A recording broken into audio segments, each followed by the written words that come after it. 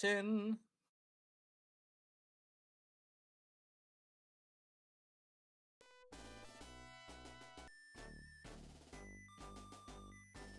Hello, everyone. It's me, Bug1014, and I am here with Fox. Hello. We are here. Trying for sexy of great intention. Let me shrink myself down so I'm not blocking text. I'll put myself right there. That's fine. Yeah. But yes, we're back with more Shining Force. I know it's been a while. I've missed a day of peace. Apologies. Yeah. To my ancestors watching me prepare for battle, I will make them proud. Alright. I will start sending out these self-promotions. All that. Right. And I have 2 peanut butter and jelly sandwiches. That's fun. And while that happens, I will go box and want to talk about. Entertainment is interesting for me. I could talk about things for hours. Oh, is there anything related to Shining Force? Hmm? Say yes or no. No, Okay. I don't know.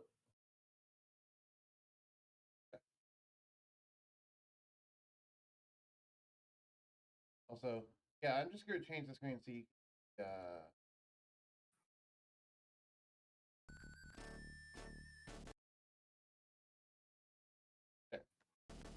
Now you should be able to see and hear the game. Yes, I do. Problem is when I click away undoes.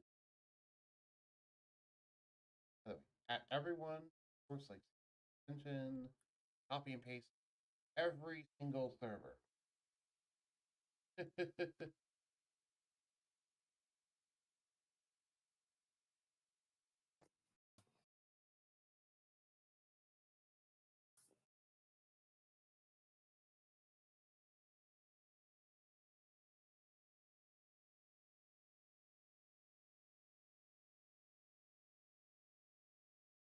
Where is wait, your Pokeball?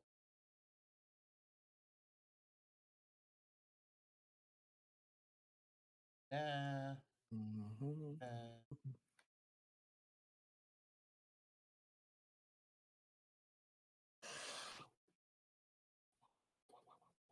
but here. Cool. All right. So where we last left off, we beat Kane. Found out he wasn't actually a bad guy. Turns out he was just mind control. He's actually a hero, and we help and got his help and sacrificed himself fighting. Let's escape. That sucks. Oh, I want to recruit him. That fucks. I just said oh. Yeah. So we were unable to. Get out of my way, dude.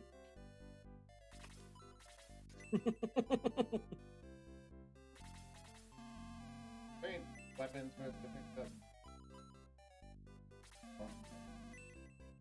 I think everyone's infantry. How's everyone doing?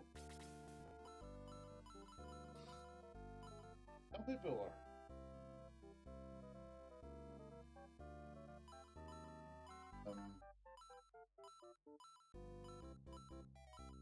Can't wait till I can get a bow up for you. Oh, right. Currently, we have to go down to Castle. Trying to head south, but there's currently an evil witch down there and saying, you have to go through my evil castle to get. Having to go down to the. Oh. Oh, you're saying. That's what. And we can't use it.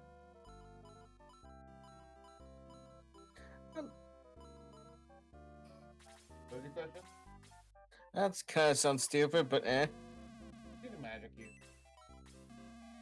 Magic use Fair enough. can't equip weapons and stabs.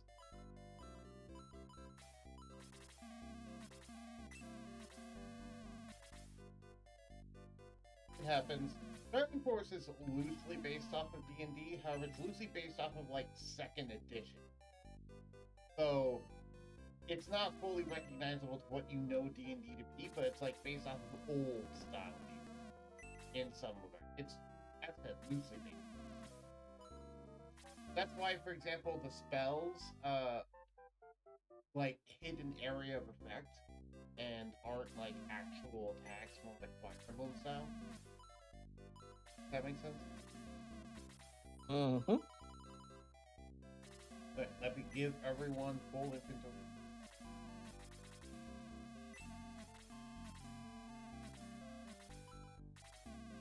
The reason why I do medical herbs is, number one, they're the cheapest healing item, and they're actually really good. They only cost 10 coins, and then that's 7,700 coins. I just buy everyone a full stock. But the other reason why is because whenever you're in this menu, the cursor defaults to the far left. So even if I like, say, for example, pick the heat better than the medical, I give that to Envy. When I next go back in this menu, it goes right back to medical. So you can't just spam. You need to actually do this right. Yeah, I can't just spam healing scene. So instead I spam medical herb, because I'm like, well, it goes on to medical herb by default anyways. Might as well. So technically, I'd want to be doing healing if I had that option. What did you say? Plus it is cheaper. It is cheaper, yes. It's 20 times cheaper for only about half the effectiveness. So it's far more cost effective. It just is less burst here. But given I have so many coins, I don't know how much cost effectiveness actually matters anymore. It's like the problem you guys are getting into in D&D on Storm right now, where it's like you have casual riches right now and you just don't know what the fuck to do with them. Cathangos' default thing is, hey, I have money to make potions. Let me just make potions to make more money to make more potions to make more money. And that's how you're gonna build up your Dragon Horde, through the power of selling and making potions. Then he has furniture, which I forgot that your cool can add his whole entire stuff to make it a leather bend, to make it leathery tools. Yeah.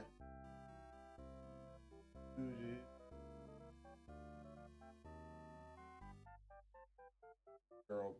Did you remember, by the way, the girl just casually chasing a chicken around all day? I mean, to be fair, it does make sense. Yeah. Also, by the way, if you don't remember, this town is run entirely by little kids. There's no adults here besides the shopkeeper. Why is he the exception? Because, okay, do you want the real reason, or do you want the game design reason? I know the game design is they don't have a kid model for a shop. Also, evidently, this guy is here. Who are you? Hey, welcome back, Max. Shop early and often. Okay, he's evidently the other adult here. I don't know why he's here. But yeah, they didn't want to make a new model for the kid one. And they didn't want to just stick a kid in here, which they could. They could have just stuck a kid standing there. But also, evidently, I guess there's a few adults. But it's mostly just ran by kids, and all of the leaders of the town are kids. Hi, Doug. I thought that was the chicken that said that! No, this is the chicken. Cock-a-doodle-doo! No, this is Doggo. Pet the dog. Oh, it's just like, yeah, pet the dog in every game. That just is fitting. Right. Here's that evil witch. Do not have a good voice yet. Do you want to try and voice her? I don't have a good voice. I can't do it without laughing. Oh, Max. We made it once more. For the last time, I fear. as you will die here. My minions will take care of you. But if they fail, I await you in the demon castle.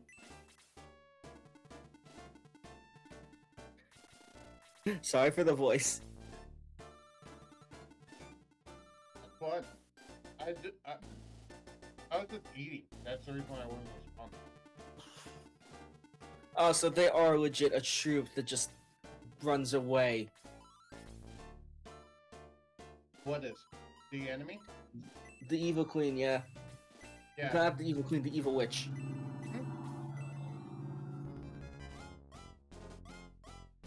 And he uses freeze 3.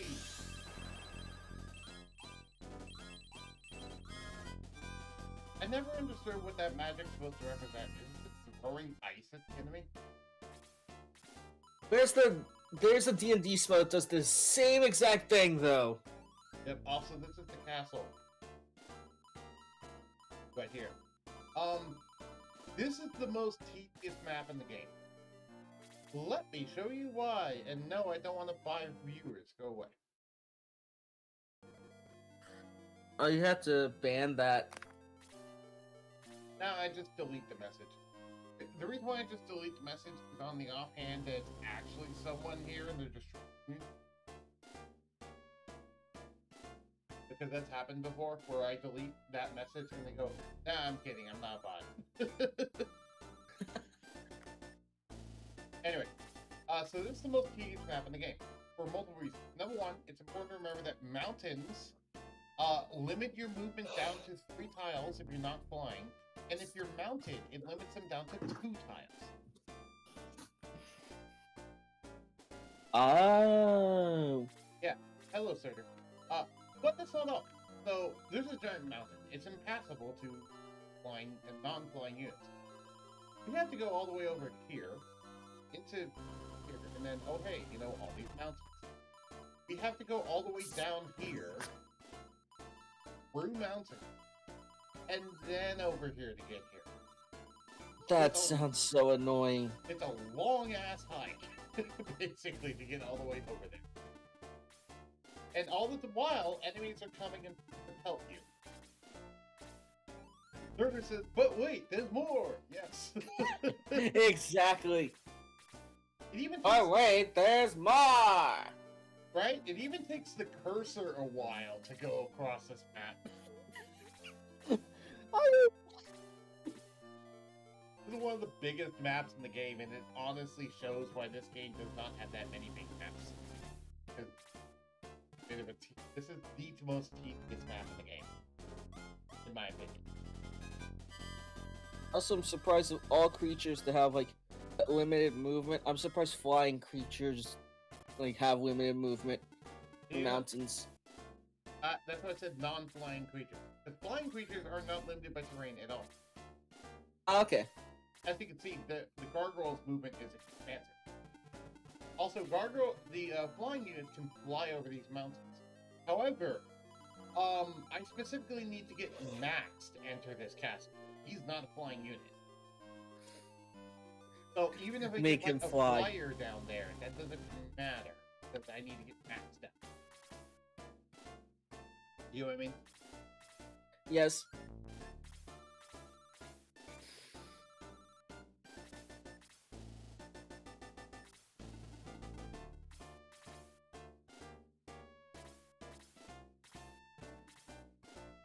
So, this is the type of map that, even if there was no enemies on it, it would probably take me 8 turns just to get all the way down to that castle.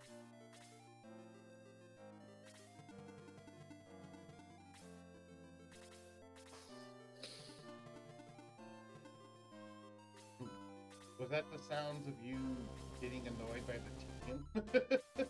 Yes, slightly. Yeah, as you can see, the flyers are not limited in. But Max is. Yes, Max is. If you don't know, this guy right here. He is our main character. Also, by the way, fun fact, at the beginning of the game, you name him, but and the game never tells you this, but the default name in the files is Max. That's why I named him Max. But technically, you can name him whatever you want to. So as a kid, I just always called him the main character. It's to just spam A, is it? Ah. But yeah, no, technically in the files, then I only found out from bomb hacking that he's actually called Max. Also, I've been tempted before to extract some of these Shining Force maps and just use them as D&D for you guys. You can experience how tedious some of these maps are. Because they're already set up in a tile format, as you can see. Oh, true. Imagine to be fair, each of these squares is 5 feet of movement. That give you an idea of how big. Imagine each of these squares is 5 feet of movement, and you have to go all the way around, down, and around here in D&D. You know how many turns that would take just to hike that in? I mean, there are people that have more movement. And then Fair. there are people that... Oh wait, no, I'm not immune to difficult terrain even if I fly, do I? If you fly, you could potentially fly over the mountains, though the mountains are pretty tall, but yeah, you could potentially fly over them. But there's also the thing of you need to get the entire party down there, not everyone in the party. No, Zogor can cheat because he can teleport.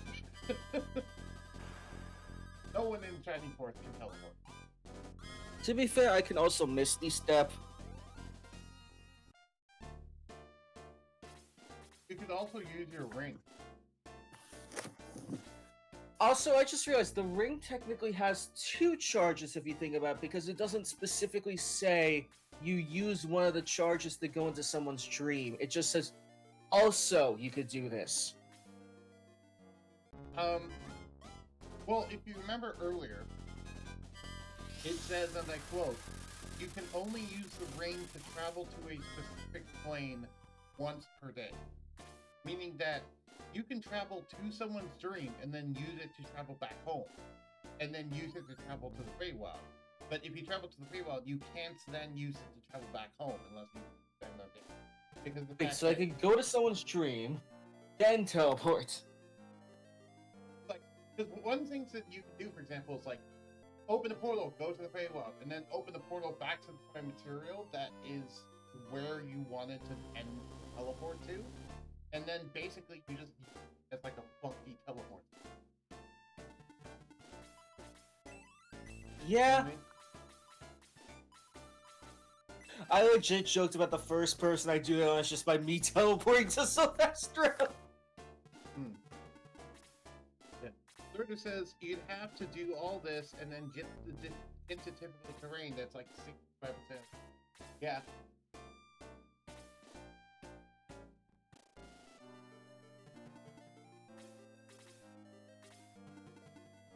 Also, we're just now hitting the...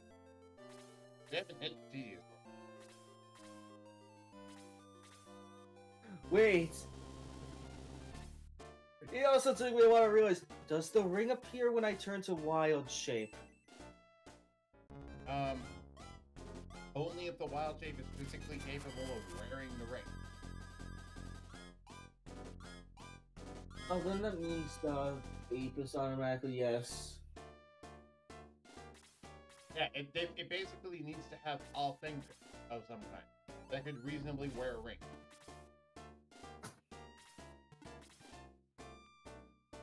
So a paw wouldn't work. So no direwolf. No bear either. Right. But like, yeah, an ape, a chimp, a spider reasonably. Not true. My favorite quote about spiders is, spiders are powered by fear. Come on, attack. Kill him.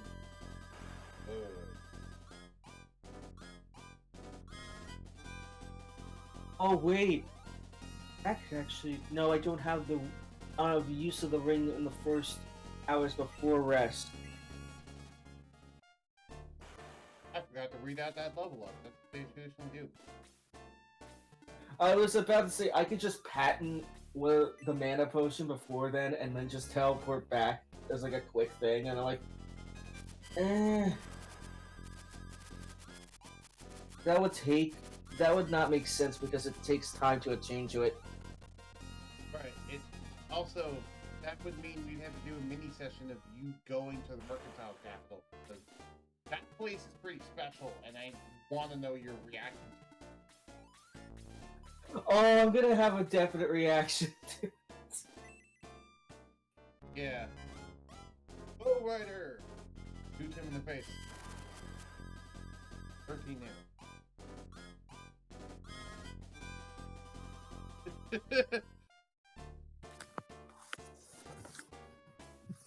The only reason why I'd make this map into an actual D&D map is because I'd want there to be a moment where you guys complain about how tedious, and I'd just kind of smile and be like, yes, thank you, someone else realizes. Also, I just realized I can give Surtur, because of the whole entire experience in Session 4, the potion that prevents him from being forcefully polymorphed.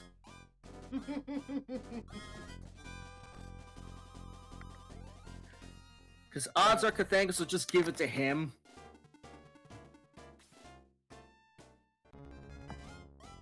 Hey, Surtur. How would you like to have a cure for polymorph? Because he developed a cure for polymorph.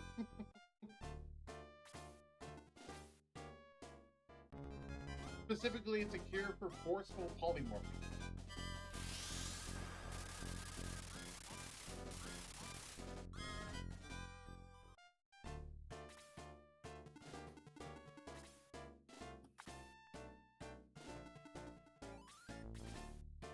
The reason I give to why he would have Cathangus would give it to him is he legit saw him freak out about that, and he's just like, yeah, let's just not have that happen. Right. I will say, by the way, the potion does not work if the polymorph was willing, if they willingly took it. But if they were polymorphed against their will, then yes, it does work. Does that make sense? Yes. There's gonna be a moment where Cathangus just spills it on a chair, and the chair just turns back into a person. No, because the chair needs to be able to ingest here, and there's no way for a chair to ingest it. Oh, true. So, Could no, rule it actually, soaking I was up just the thinking about that. I juice. was like, well, it wouldn't work on furniture because the furniture cannot ingest a chair. They would actually have to be a living creature. Also, I won't get over the fact that this dude is a centaur carrying a cannon, basically. Let's see him shoot this guy to death. Look, he's carrying a fucking cannon.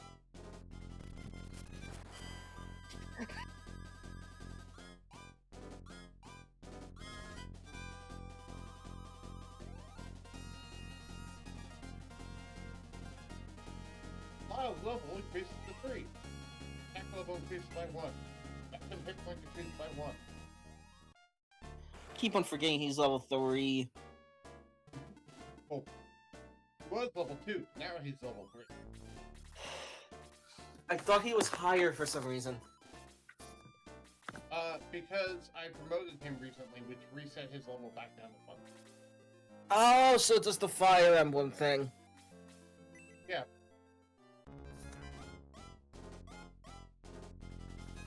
I recruited him at level 8. And I got him up to level 10, and level 10 is the minimum unpromoted for you to be able to promote the character. So then I promoted them into his more powerful form. And that resets his level back to 1, just like Fire Emblem. This game has a lot of comparisons to Fire Emblem. However, it's distinctly different in a lot of ways too, as you can tell. Wait, does it also have the thing where it's just like, hey, at 20th level you get the next rank up for them, and 30th level you do the same? No. Ah. That's something from newer Fire Emblem. That's not something from older Fire Emblem.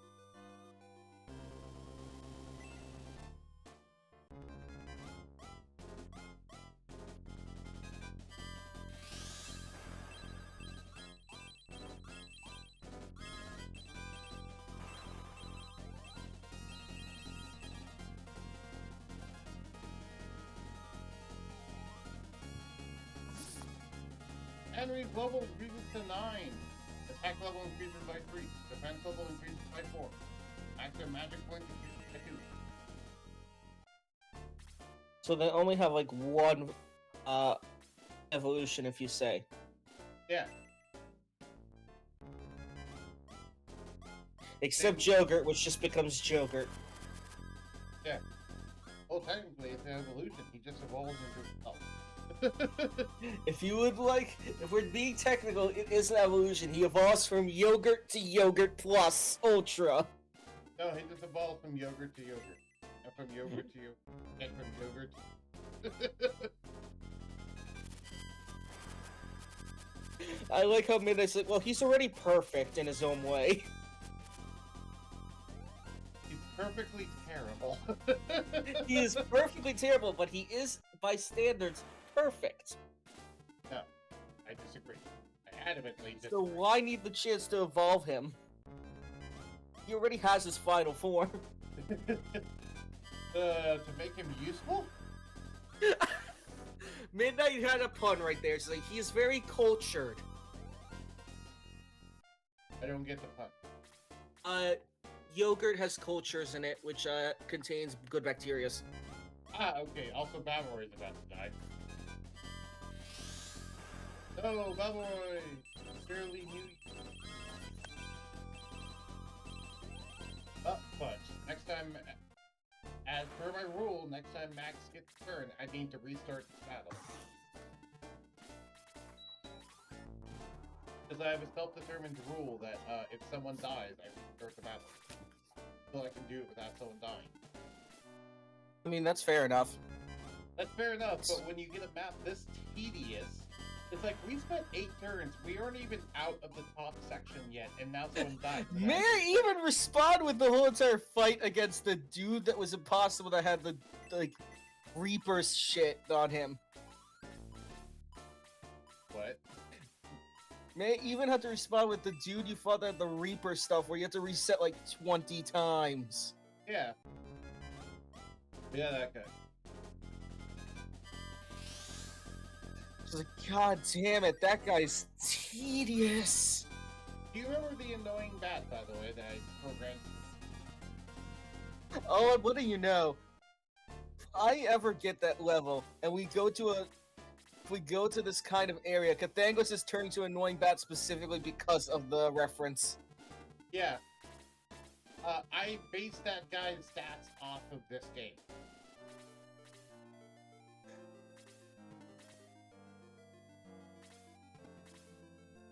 I once was thinking of like doing a joke campaign where the joke campaign is just, we take your group as it presently is and we just put you through every battle from Shining Force. It's like you just go through all the battles, like fighting the enemies. Except the enemies will have the exact same stats they have in Shining Force, down to the individual point. So they will not be balanced the way they are in D&D. They'll be balanced the way they are in Shining Force, but you guys will be a squad of D&D people. So, you know, that will be interesting to see how weirdly the stats are in comparison to D&D. Oh, indeed it will be. Like for example, in Shining Force, magic does set damage, and it does damage irregardless of any defenses, and there's no ability to avoid it in Shining Force. It just Could does shoot damage. off like crits. Yes, it can crit, and it also just does damage to you. Basically, it's the equivalent of full attack roll. Did you crit? No, then you hit anyway. Oh, that sounds annoying, and I love it. It's annoying. That's why I said, that's why when the magic user used magic on Balboa, I was like, oh, Balboa is dead. Because there's literally no chance for it to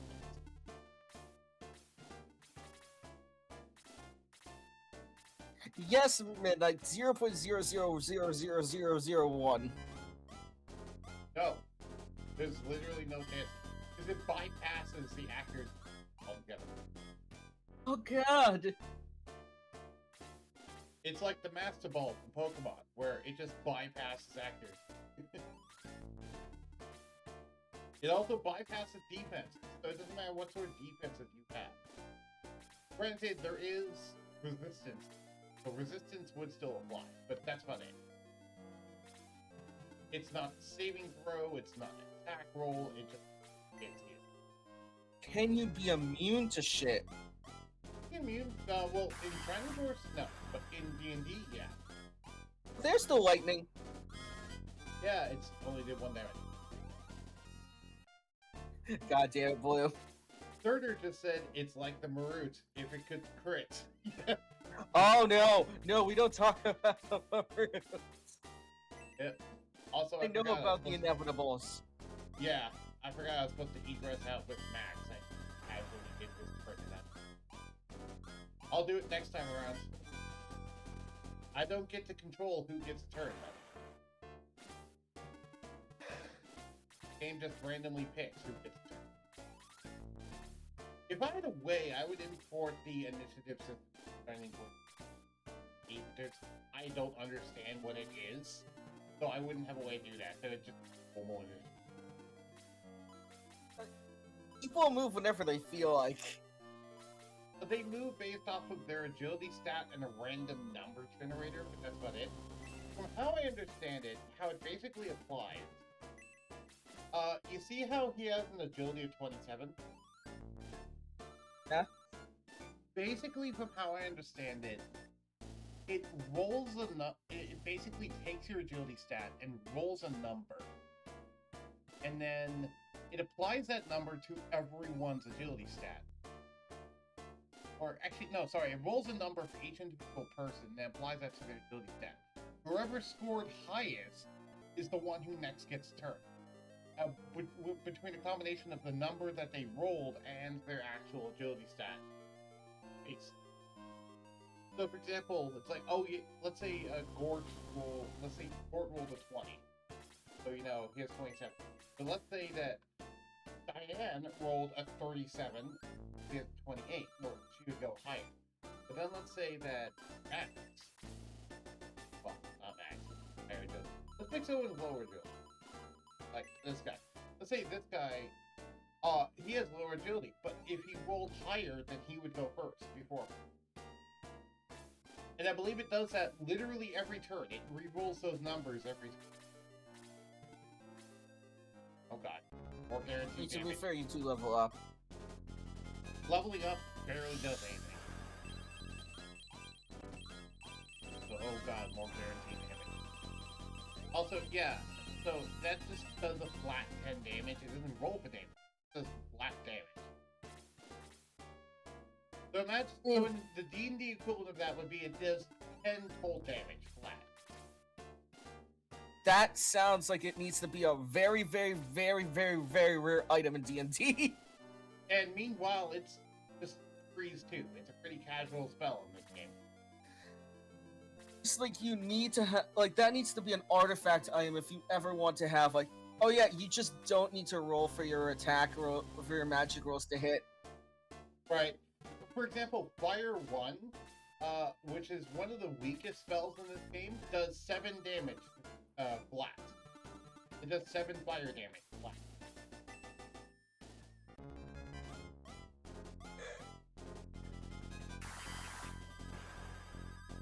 Hey, Yes, that turns everything into a magic missile, Midnight. basically, yeah, it's guaranteed to hit. Surtur says, is there a turn cycle, or can someone get like 5 turns and its neighbor only get 2? No, there's no turn cycle. It's randomly determined who gets turns, and yeah, someone can just keep being the same turn over and over. And someone can also just never get a turn. So, no, there's no turn cycle. It just fucking randomly picks, basically, based off of an RNG table that I don't understand. Also, I've done ROM hacking for this game. I've dug deep into the code, and I don't understand how the hell it could turns. I think it's just Dex plus, like, a random D20. It's not a D20, it's a lot bigger than that.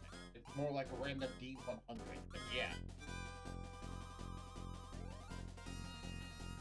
I know it's some stupid number. Did not know we were going that absurd. basically, it's to the point where the agility stat hardly even matters on your character, and most people completely ignore it because the agility stat affects basically nothing other than that, but that never. It doesn't affect it by a significant amount that you can really notice. The only time it really affects it by a significant amount is if you get like a stupidly high agility on one specific person way earlier in the game than you're supposed to, and then you can see like, oh hey, they're getting like 3-4 turns in a row. But beyond that, that's one, incredibly hard to do, and two, not worth it. I get it. Also, hey, this does 11 guaranteed cold damage on 2 targets. Oh no! The Freeze 2 hits someone and then everyone within 5 feet of them. So, yeah, basically on a grid this big, that big, it hits everyone there for 11 guaranteed cold damage. By the way, it automatically doesn't hit friendly targets as well. It automatically ignores friendly targets.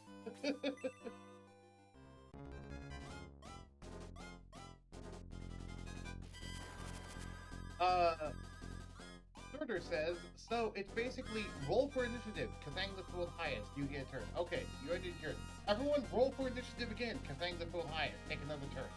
Yeah, that's effectively what it is. It's you roll for initiative every turn, basically. Which is silly. And the only time I'd ever implement that is, one, if I want to be a jerk, and two, if I had an automated system to do it for me.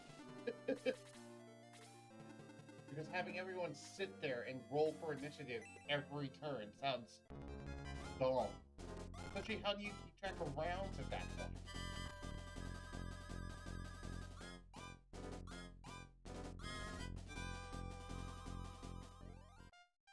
Also, there's something else to consider too. Look at some of these stats. Oh, what the hell? Yeah. Look, these are the stats of Mac, the main character. Let's look at the stats of, this random sorcerer here. Here's what his stats are. Granted, this is a later game enemy, but still, stats can go up to 127 in this.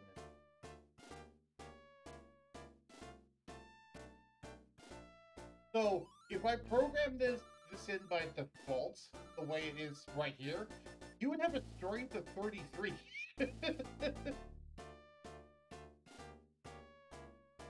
Which is fucking dumb. Because if I translated that raw, that means that he would have a strength of 33, a constitution of 13, a dexterity of 26, and a movement speed of 25 feet. Because it's move 5, meaning it's 5 tiles, meaning it's 25 feet. And you have an HP of 22 and 32 MP to be the equivalent of basically 32 spell slots.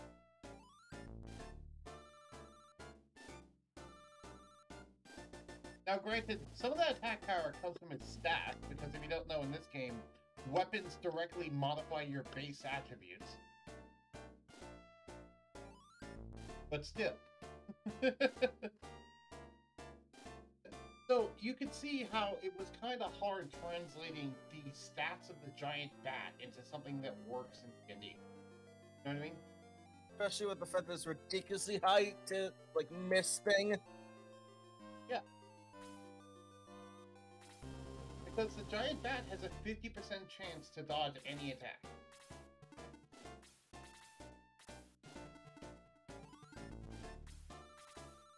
Plus, I'd also be making most of these stats. Actually, you know what? That could be something fun. Hold on. Let me actually go do this. I'm going to all side deep. Actually, switch to this screen. Oh, that's this. Have our pictures. Let me add our pictures. Here we go. I switched. I actually wanted to show off. So, have you ever been curious what the internals of the game look like in terms of code? I can actually open that up right now.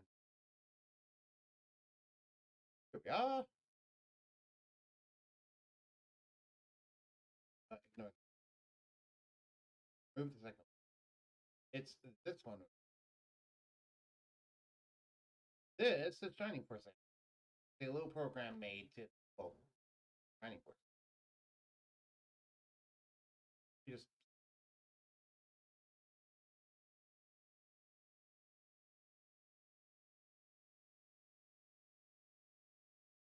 actually, I can just full screen. That also helps. Oh no. Yeah, if you ever want to see some of the internals of the code, how you do it. Let me just up a course. Not the ROM hack. Do I have a default copy? Yeah, this is a default copy of it. So just show you some base stats and the grades. Do you care about spoilers for Shining Force? No. For anyone who cares about spoilers for Shining Force, look away because I'm going to be looking into game code. So you're going to see spoilers. Like, for example, this guy. You say this guy, and it's still paused. Oh, wait, you can't. Oh, right. Because you can't see. Actually, you know what? I'll just let OBS. That will work.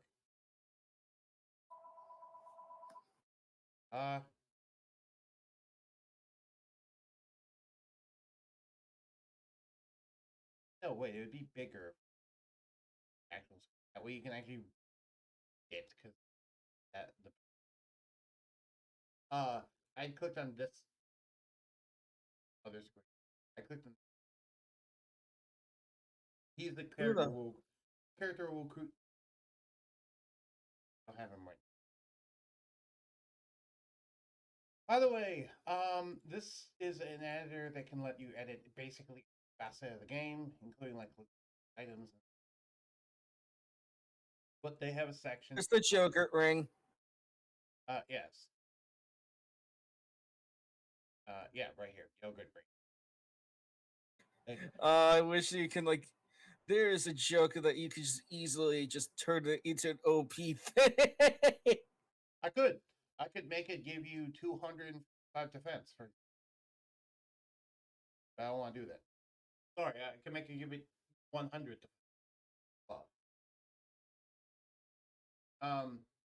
And here's the enemy stats.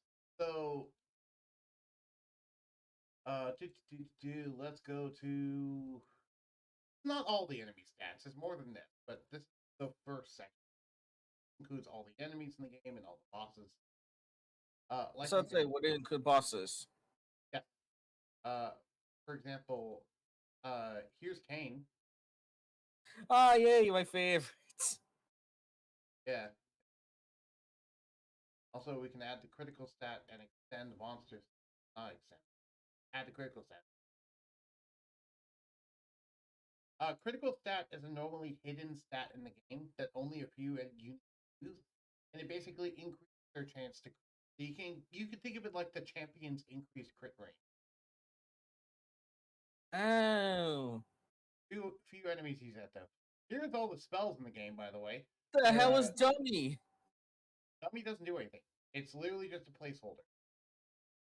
It does the exact same thing, I'm pretty sure, because Dummy uses the picture of the old egress spell from back in this game's beta, but then they changed the picture to this, which now you can actually see what the image is.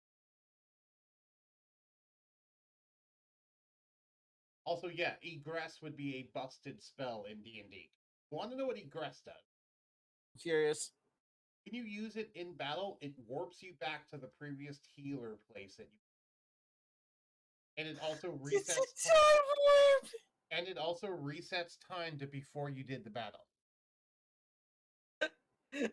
I joked about good thing was actually having that. That would be the legit JoJo power. I forgot who had that power. That's legit his thing.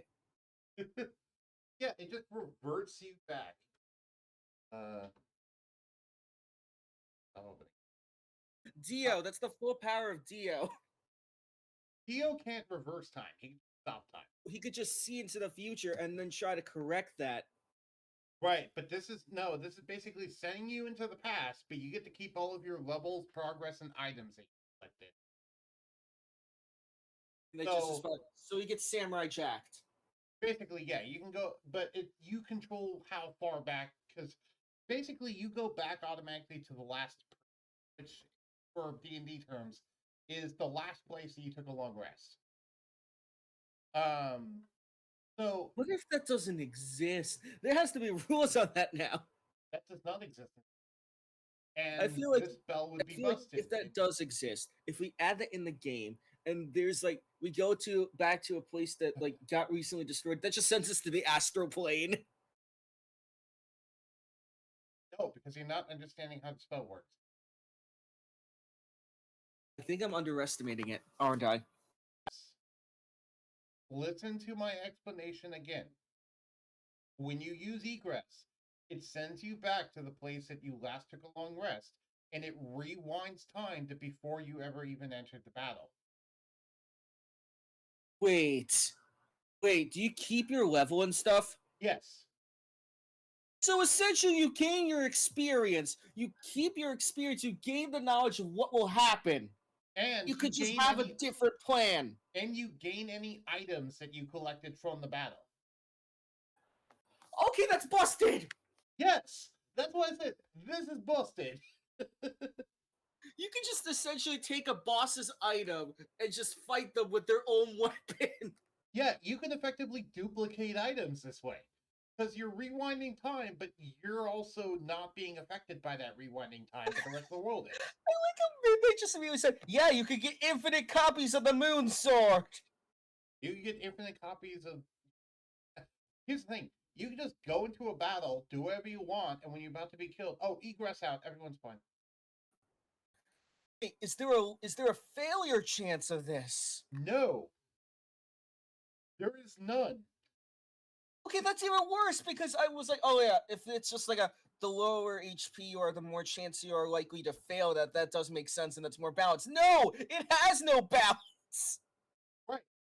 The only way it doesn't work is if you yourself drop to 0 HP. In which case, you'll want to know what's even dumber. There is an item that can do the egress spell, and it's a relatively cheap item called Angel Wing. It's only costs 40 gold. Wait, what? Please Yeah, tell me that's consumable. no, It has to be consumable. no, it's not a consumable. You can just infinitely do it. That is broken for 40 gold. Yeah, keep in mind that's only 30 more gold than the medical herb, and we talked about that thing before. The medical herb is shit compared to this. That's 5 times cheaper than the healing seed. Why do they like? You know what? I feel like yeah, they would allow this stuff. They're like in the context of the world of them in D&D. There has to be harsh rules. Right. So yeah, no, some of the stuff in Shining Force is just straight up fucking busted in comparison. Jesus. But you can uh, use egress out of battle. you can only that's the only caveat about egress. You can only use it in battle. That is still impressive when you consider the fact that this rewinds time. Also, I will say the other caveat is that it specifically rewinds time the last healer, or in this case I'll say long rest, but it rewinds time specifically to when you last took a long rest. You don't control how far it goes back. It's specifically No, that's worse. What was that? You just said this does the effects of a long rest still. That's even worse. Yeah, it does the effects of a long rest. And it rewinds you back to to the location and time when you last took a long rest. But remember, you do still keep all the experience and items that you got. You can get infinite prep time for a battle. Basically, you can go into a battle, get fucked up, and just go, okay, let's try this again, and then go back. Though I will say, if anyone dies over the course of that battle, they are still dead when you go back. That is a thing. That is just insane. Though, also, this game is even dumber when it comes to death. Because you want to know, like, oh, hey, Fire Emblem has permadeath. This game doesn't really. It does have the whole, oh, they're dead. But do you want to know how you can bring them back? Ow. Go to a priest and give him some money, which is the equivalent of 10 gold pieces per level, and he'll bring them back to life. Free of charge. In D&D, that's the equivalent of using True Resurrection. It's the equivalent of using True Resurrection in D&D, and he's doing it for, like, what, 90 gold pieces? Hey, where is he? Oh god, he's doing that for... That's sinking. He's doing a free casting of True Resurrection! Effectively, yes. He's doing a free casting of True Resurrection, effectively. Well, it's arguable whether it's True Resurrection. It's probably, like, something else, but either way, he can basically just bring anyone back for, like, gold cost, which is 10 gold equivalent to their level. So even for, like, Brishnox, it would be the equivalent of, like, oh, hey, it's only 600 gold pieces. God damn it, I thought Kadang was eventually getting greater restoration for free is actually impressive. This one's more! Because Shining Force is dumb in that regard. That's why this game is so weird and interesting when you try and translate it to D, because stuff like that is dumb. But then we get to things like, Power Ring, for example. Oh yeah, it boosts your strength attribute by 4 points, which is not much in this game, but in normal D&D, boosting your strength by 4 points, even above your maximum, sounds pretty good. Actually, you Also, made me want to ask the question, Bug. oh, Since we talked about how the fact that all Strixhaven scales off of all levels now, is that the same thing with the mage of this? what mage? Like, for example, Mage of Witherbloom. Am I a Mage of Witherbloom in all things now? In all of your caster classes. Yes, not your martial classes, all of your caster classes. That means I'm a Mage. To be fair, I'm not a single martial class technically. Paladin, I think, is a half caster. Yeah, paladins have casters. It counts as a caster class in this regard. You just remind me I'm level 3 in Mage of Witherbloom. Yep, you are. I told you that Need to before. mark down I have new spells now to do once per day. Yep, in the announcement, I did that. Also, by the way, there's just items that can casually cast spells a certain, like the heat I would axe. argue, but Which, you remember when I talked about Blaze? How does 7 guaranteed damage to one target? yes. Heat axe casts Blaze 2. Blaze 2 can hit up to 5 targets and does a guaranteed 11 fire damage. And that, Jesus. yeah, and it can use this, whenever you use the heat axe, you basically roll a d6, and on a roll of a 1, it becomes cracked. What that means is that it's not broken yet, but if you use it again without repairing it first, then it's going to shatter and you're going to completely lose the heat. But you can just go repair it at an item shop for like 1,000 gold pieces. I'll put that in perspective, by the way. It costs more to repair the item than it does to resurrect someone.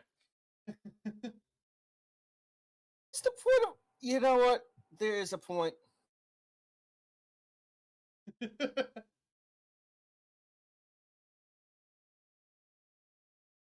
Yeah. That's not the only thing that casts spells, though. There's also Halberd, which does. Yes, Halberd. Like the one that you're thinking of. It can cast lightning magic. It casts Bolt 2 specifically, which is the same thing as Fire 2, except it's for lightning. Lightning damage. Space. And that's not even talking about things like, the Sword of Darkness, which I've talked about that one before. It can cast D-Soul. You remember what D-Soul does? Yeah, and the thing is, if it's a legendary weapon like the Sword of Darkness, for example, then it never has a chance to break when you use that on it. So you can just infinitely spam D Soul 2 on up to 5 enemies. And each one will have like a 30% chance to just instantly die, regardless of their HP or any conditions. Jesus. No. The only caveat is it does not work on bosses. It does not work on main characters. So I would basically say it does not work on anyone who has legendary resistance. But still, it would work on the majority of creatures.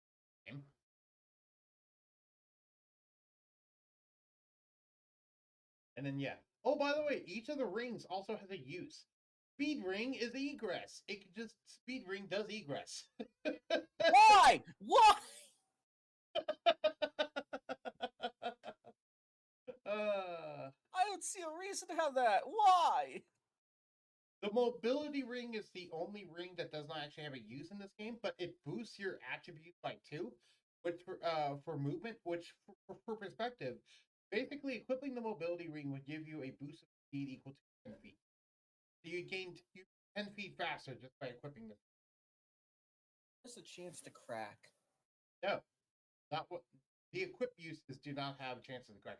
Also, the speed ring can never crack because egress, your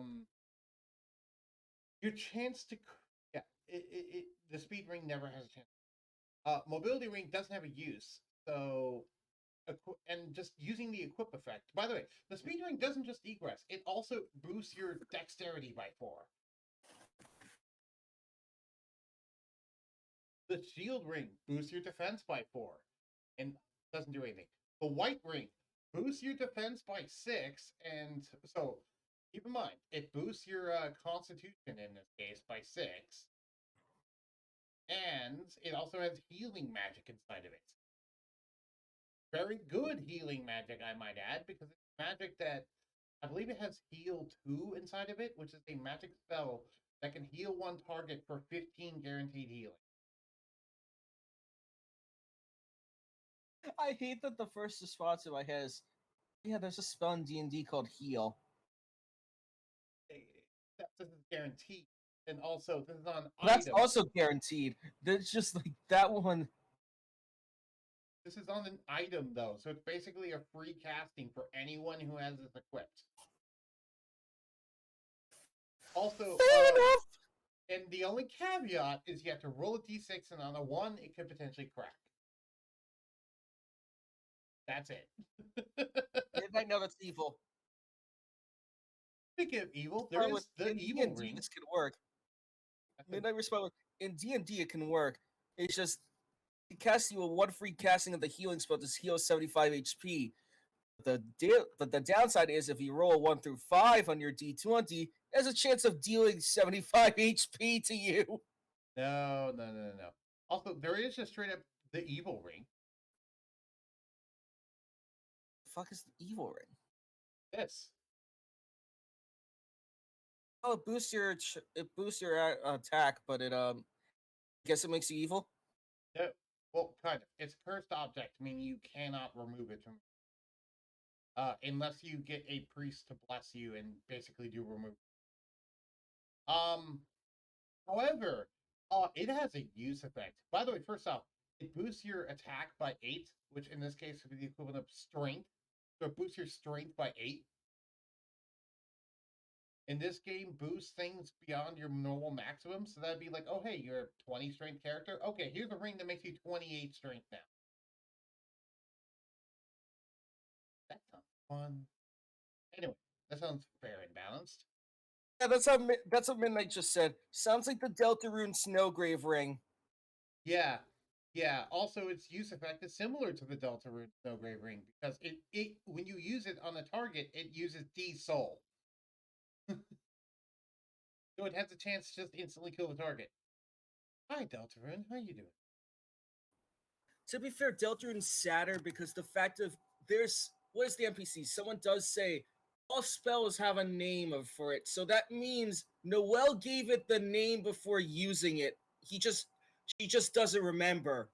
So there's the theory that she used that ring, not the ring, she used that spell on her sister to kill her, and that's why she named it Snowgrave. Right. Third just says, I count a spell. It's not a creature casting a spell, it's an item casting it. Indeed.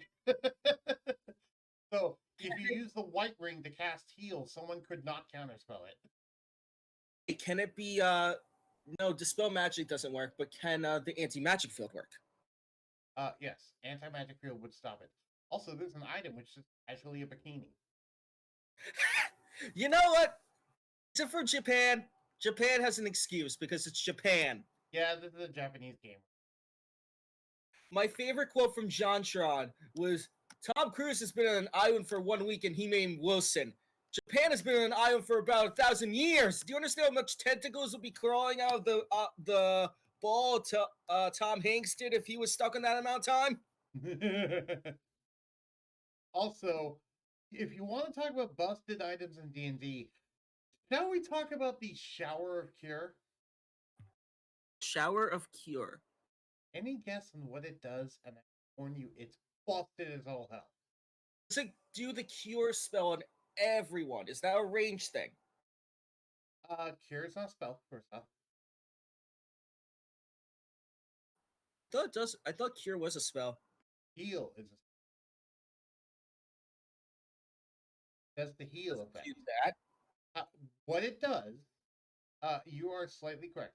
What it does is it basically uses a medical herb. It uses the equivalent of medical herb, which is a little worse than healing, but it does it for every single allied person in the current battle. Jesus! So it heals everyone, even if they don't have any missing HP, it heals them. It doesn't do anything, but it heals literally every allied person. It does not heal a single enemy.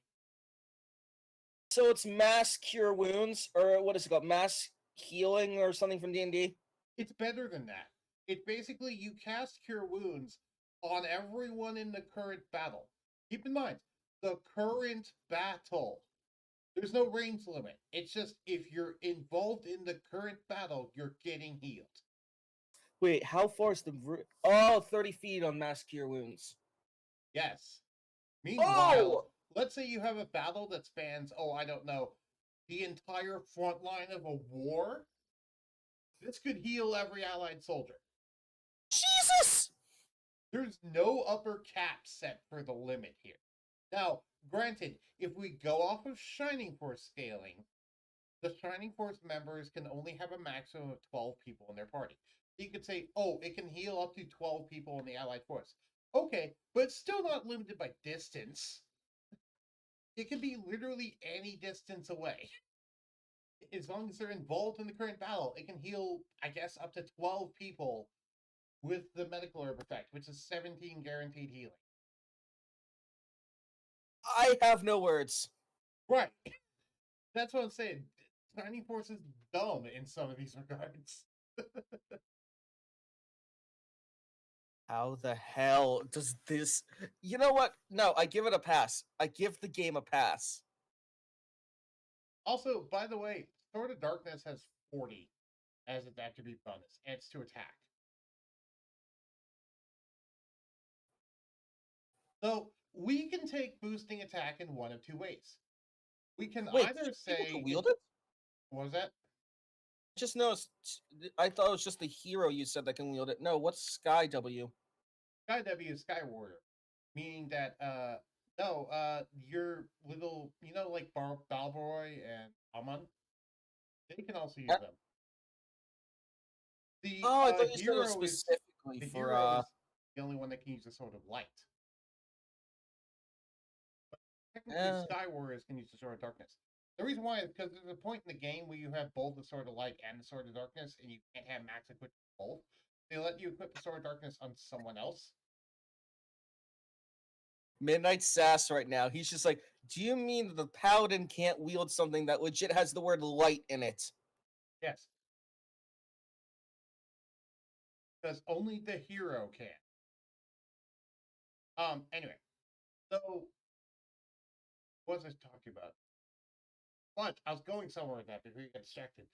I'm sorry. It's fine. But right, attribute bonus. So there's two ways we can interpret that. Either number one, we can interpret it as. Are you gonna let me finish? I'm not saying anything. Okay. Well, I heard you make a noise. So I was yawning. see. I'm still getting up silly. Oh, okay. You could either interpret it as, oh, it boosts the base stat by that amount. That's what it does in Shining Force. In which case, this would be boosting strength by 40. Or you could just say, oh, that's the base damage, or that's the damage applied. Then, okay, that means it do 40 flat damage when you attack with it.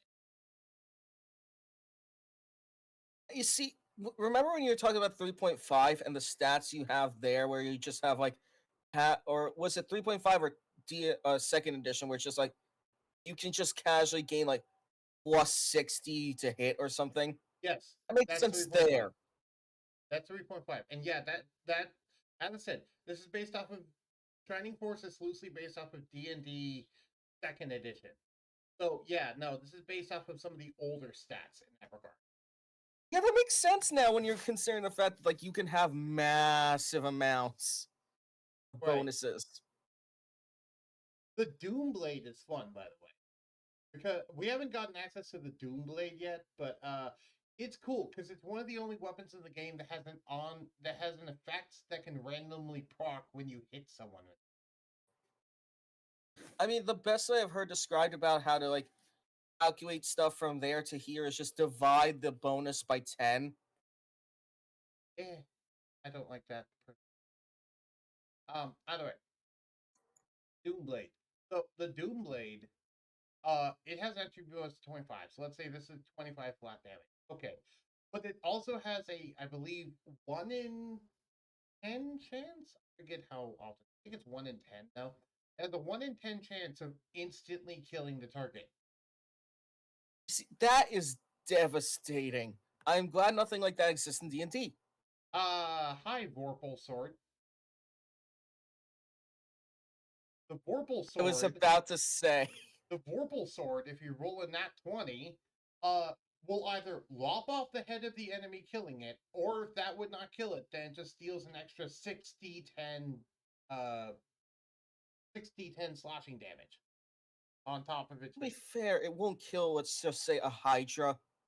No, it wouldn't kill a Hydra, it'd just do a stupid amount of fucking damage to it. Either way,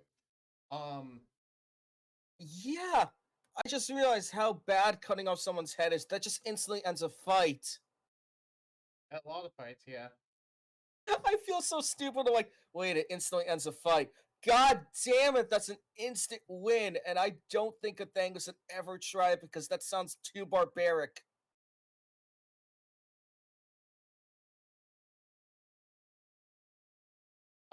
Okay.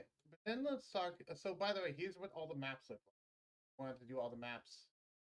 Here we go. Here's the actual maps. I got it here, and then use this tile sort. And there's every map in the game here. This is that first battle, and here's the second battle, third, fourth. Main is here for the cutscene, but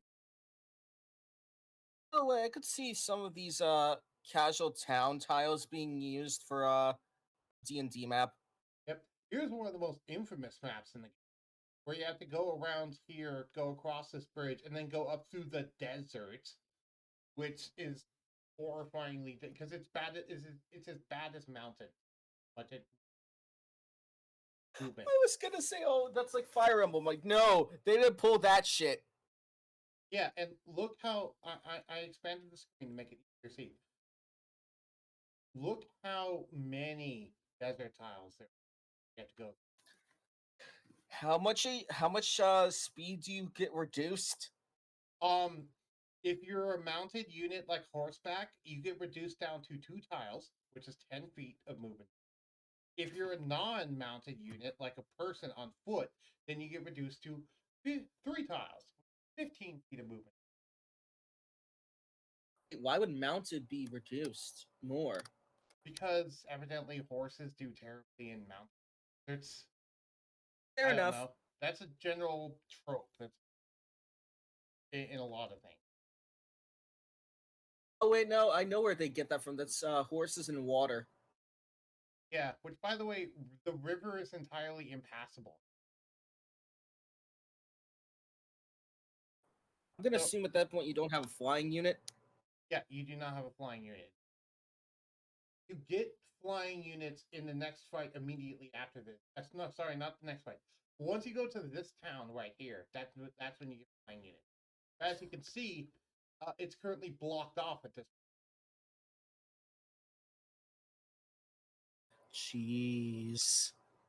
Also, yeah, here's the next one. This is actually a cool map. I want to Oh, use I this. love that. It's a cave. It's called the Cave of Light. And basically, you're fighting through all of your and get to here to get the Orb of Light. These are all chests, by the way.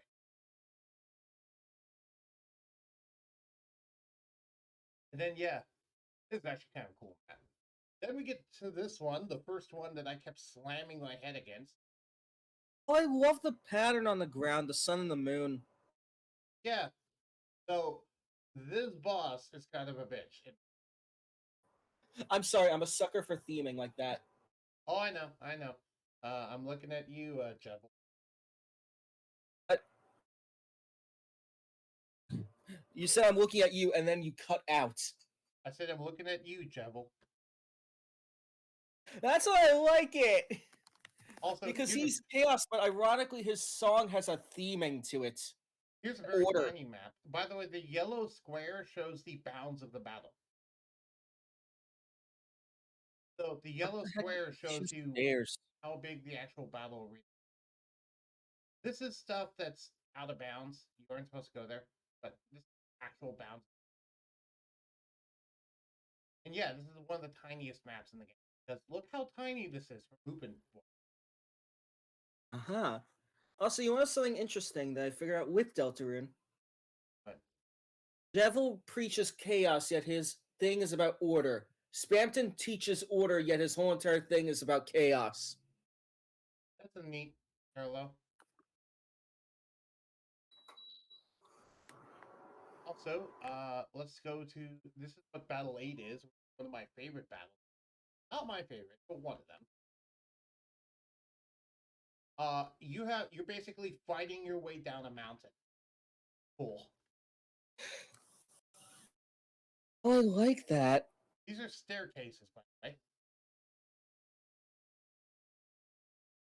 Yeah, you're all the way up at the top of the mountain. You're basically fighting your way down there, through here, then all the way down to here, and you're trying to get into this cave right here. Then there's this battle, which this is the first what I like to call big battle, quote unquote, because it's just giant mazes. Thankfully, trees don't block your movement nearly as much, but still, this is also the first battle that the enemies actually have healing items and use them. I mean, what, this is like the sixth battle in the game? It should. No, it's the 10th battle in the game. Oh. Yeah, because you see the number in the top left. Oh, well, actually, you probably aren't able to see. But it says battle 9 currently in the top left. That means that it's the 9th.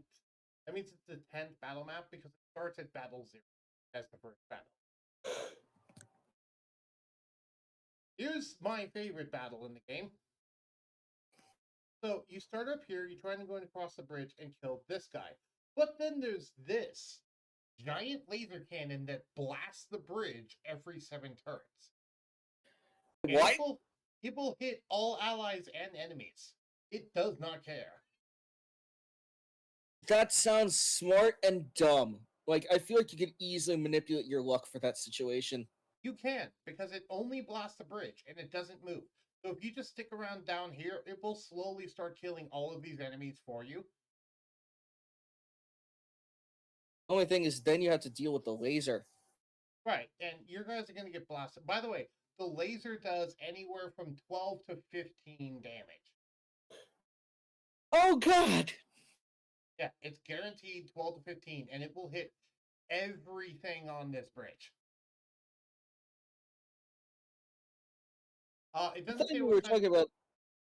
Doesn't say what kind of damage it is, but I'd probably say probably either radiant. And they legit just joked around saying piercing. No, it's not piercing. It's a laser cannon. It's actually shooting light at you. I'd say radiance. Yep. Here's the biggest battle in the game.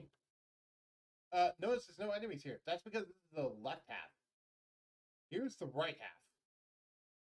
But it's also really cool because it's like, oh hey, two armies are mustering in different sides and they clash in the middle. The enemies will actually advance towards you, unlike most maps. So it's actually pretty cool. And you get to fight against General Elliot, which is one of my favorite characters. No, I have respect to that. Yep. Yeah, he's very much the type of person that just does honorable duels. So he's like, nope, I set up my army over there, set up your army over there, and we fight. And it's like, yeah, that's pretty cool. This map's kind of neat because you're trying to fight your way through a bunch of ruins to get into the fortress. Ultimate. God. And the enemies are just defending their own gates. Then we get to this one, which not actually. It's up here. This is the map. I see bats. How are your annoyances? And we have to fight the pirate named Balbazar. This battle isn't actually all that hard. It's just the bats are fucking annoying because they have a 50% rate. So sometimes you can kill them pretty easily. Sometimes they just be like, nope, you're never hitting me, and they're just a constant point. No, I will say they have a 50% dodge rate, but magic does not care about your dodge rate. It will bypass your dodge rate. So magic does guaranteed damage to bats. Keep that in mind. Magic affects there. Yeah, magic automatically hits you regardless of your ability to dodge magic in this game. To be fair, there also is the thing I was questioning on why flying creatures, if they're flying, are affected by melee weapons. Because they're flying low enough to the grounds, I guess. Also, here's where you started watching because you taught me about Conscious. This is one of the first sea battles. Here's those conch and shellfishes. Remember that? When you came in and you were talking about like how these creatures would actually fling parts of their shell at you? I know, I technically talked about the one before it, the crystal map. Oh. No, no. There's another sea battle that involves them. This is the crystal map, by the way. And sadly, it looks red in the editor, but it's supposed to be blue in the actual map. And you can see little bits of it. But yeah, no, this is that crystal map that you're talking about. But it's red in the editor. Secretly lava. Secretly lava. So, I like to think in D&D terms, it's just made of solid storm cracks. Okay. One wrong move, this entire place will detonate. Oh god, I want that to be a plot now. Someone builds an entire building out of storm cracks. Don't fight in it. Now, here's the other ship battle. This is the one that you were talking about. Yep. Yeah, there's those. And here's a battle that we just recently did. This one's not that hard. The only gimmick is that these guys are laying an ambush. So when you first go in here, only these 5 enemies top right actually show up, and everyone else laying an ambush. Fun fact, by the way, this is the same map that you have to go to hike down to the castle. The castle is technically there, but you can't interact with it so far. So you could hike your way all the way down to this castle, but it wouldn't do anything until it's the actual proper time to go there. That's fun. But Yeah, this is that same battle map, except instead of fighting your way all the way down there, you're just fighting your way up here. Here is the cane fight. This is one of the most climactic battles. Also, the not as good one. I could. It's just a.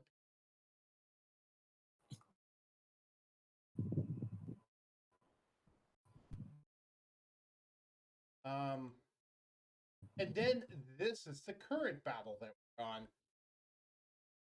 The other pain in the ass one. I was about to say those maps look very similar. Yeah, no, this map and this map are literally identical. It's just different placements of enemies. To be fair, you do go back to the same location. Yeah, you do. Because basically you go from here all the way up to here to confront Cain, and then you go from there back to this village to talk to someone. Then when you leave this village, that's when the witch, when you leave this village to try and go south somewhere, that's when the witch says, "Aha! I've blocked your passage with monsters. Come meet me in the castle." I don't know why I gave her a vaguely papyrus one, but I have stopped you with tricks and puzzles. Come find me in my castle. tricks and puzzles. You want to sneak peek at future battles? Do you want to just leave it here and we'll find them out organic? If you want, we could edit here, but I'm curious. Okay. I'll give for everyone who does not want to see what the future battles hold, click away. Otherwise, I'm going to give a sneak peek at what's coming up. So this is the next battle, which is inside the castle. Fun fact, by the way, there's a very special item in this chest. That chest contains a sword of light. Oh, so you get the Sword of Light next. Yes. Also, she starts all the way down here, but as you can see, she runs her way all the way up to her throne. So you could potentially get to her and kill her early, but it's really. Also, she has stupid stats. This place is littered with treasure chests. The game gives you a bunch of really good items. It's also the first time that there's these balconies. You want to know what's the dumb thing about the balconies, dude? Though What happens? they serve no function. Wait, what? The You enemy just doesn't go even. through them? Well, I mean, they prevent you from going up there, but the enemies don't really use the battle myths all that well. They just kind of stand here, and they don't really try to shoot at you from down here. Don't have the range. Oh, that's dumb. That is dumb. Indeed. Here's this map. We get to fight laser cannon in. I'm outside of that one bridge battle. Except these are different because instead of doing that, these just do 20 guaranteed radiant damage when they hit you. No, they don't use magic. Their physical attack is just 20 guaranteed radiant damage. Oh, great. So they all have the power of Rouge. Not only that, they auto hit. You cannot dodge a torch eye. It just auto hits you for 20 radiant damage. It's basically a Marut, but in Shining Force. I already hate the Maroots based on, like, I think I watched a video 5 minutes. Like, within 1 minute, I'm like, nope, this is actually hell. Yep. Also, this is a giant minotaur wielding a telephone pole as a weapon. No, I'm not kidding. What? It's wielding a telephone pole as a weapon. I didn't know telephones were a thing in this universe. I didn't know they were either, but he has a giant fucking pipe. It's either a telephone pole or it's a giant lead pipe, one of the two. I think it's either. By the way, also, this is the first intro to the enemies called jets. Jets are weird. They're flying enemies that basically float through the air, and their entire attack is to ram their head into you. That reminds me of Domingo. Kind of, except it's entirely mechanical. This is the first time we're getting these that are entirely mechanical. And get ready to see them more because this map is fucking full of them. Tons of the enemies in here are fully. including these claw things, which they can either scratch you with their claw, or they have like a 1 in 5 chance to shoot you with the laser, which is the same as the Torcheye laser. That does 20 guaranteed radiant damage. Jesus. Yeah. Also, by the way, the Torcheye shoots over 2 tiles, so it can shoot up to 10. Then we get to this map. This map is really cool. It's also really climactic. I'm not going to spoil why, but there's a lot of story stuff around this guy named Chaos, who is basically a Warforged gone on the fritz. And he has, like, if I remember correctly, 95 HP.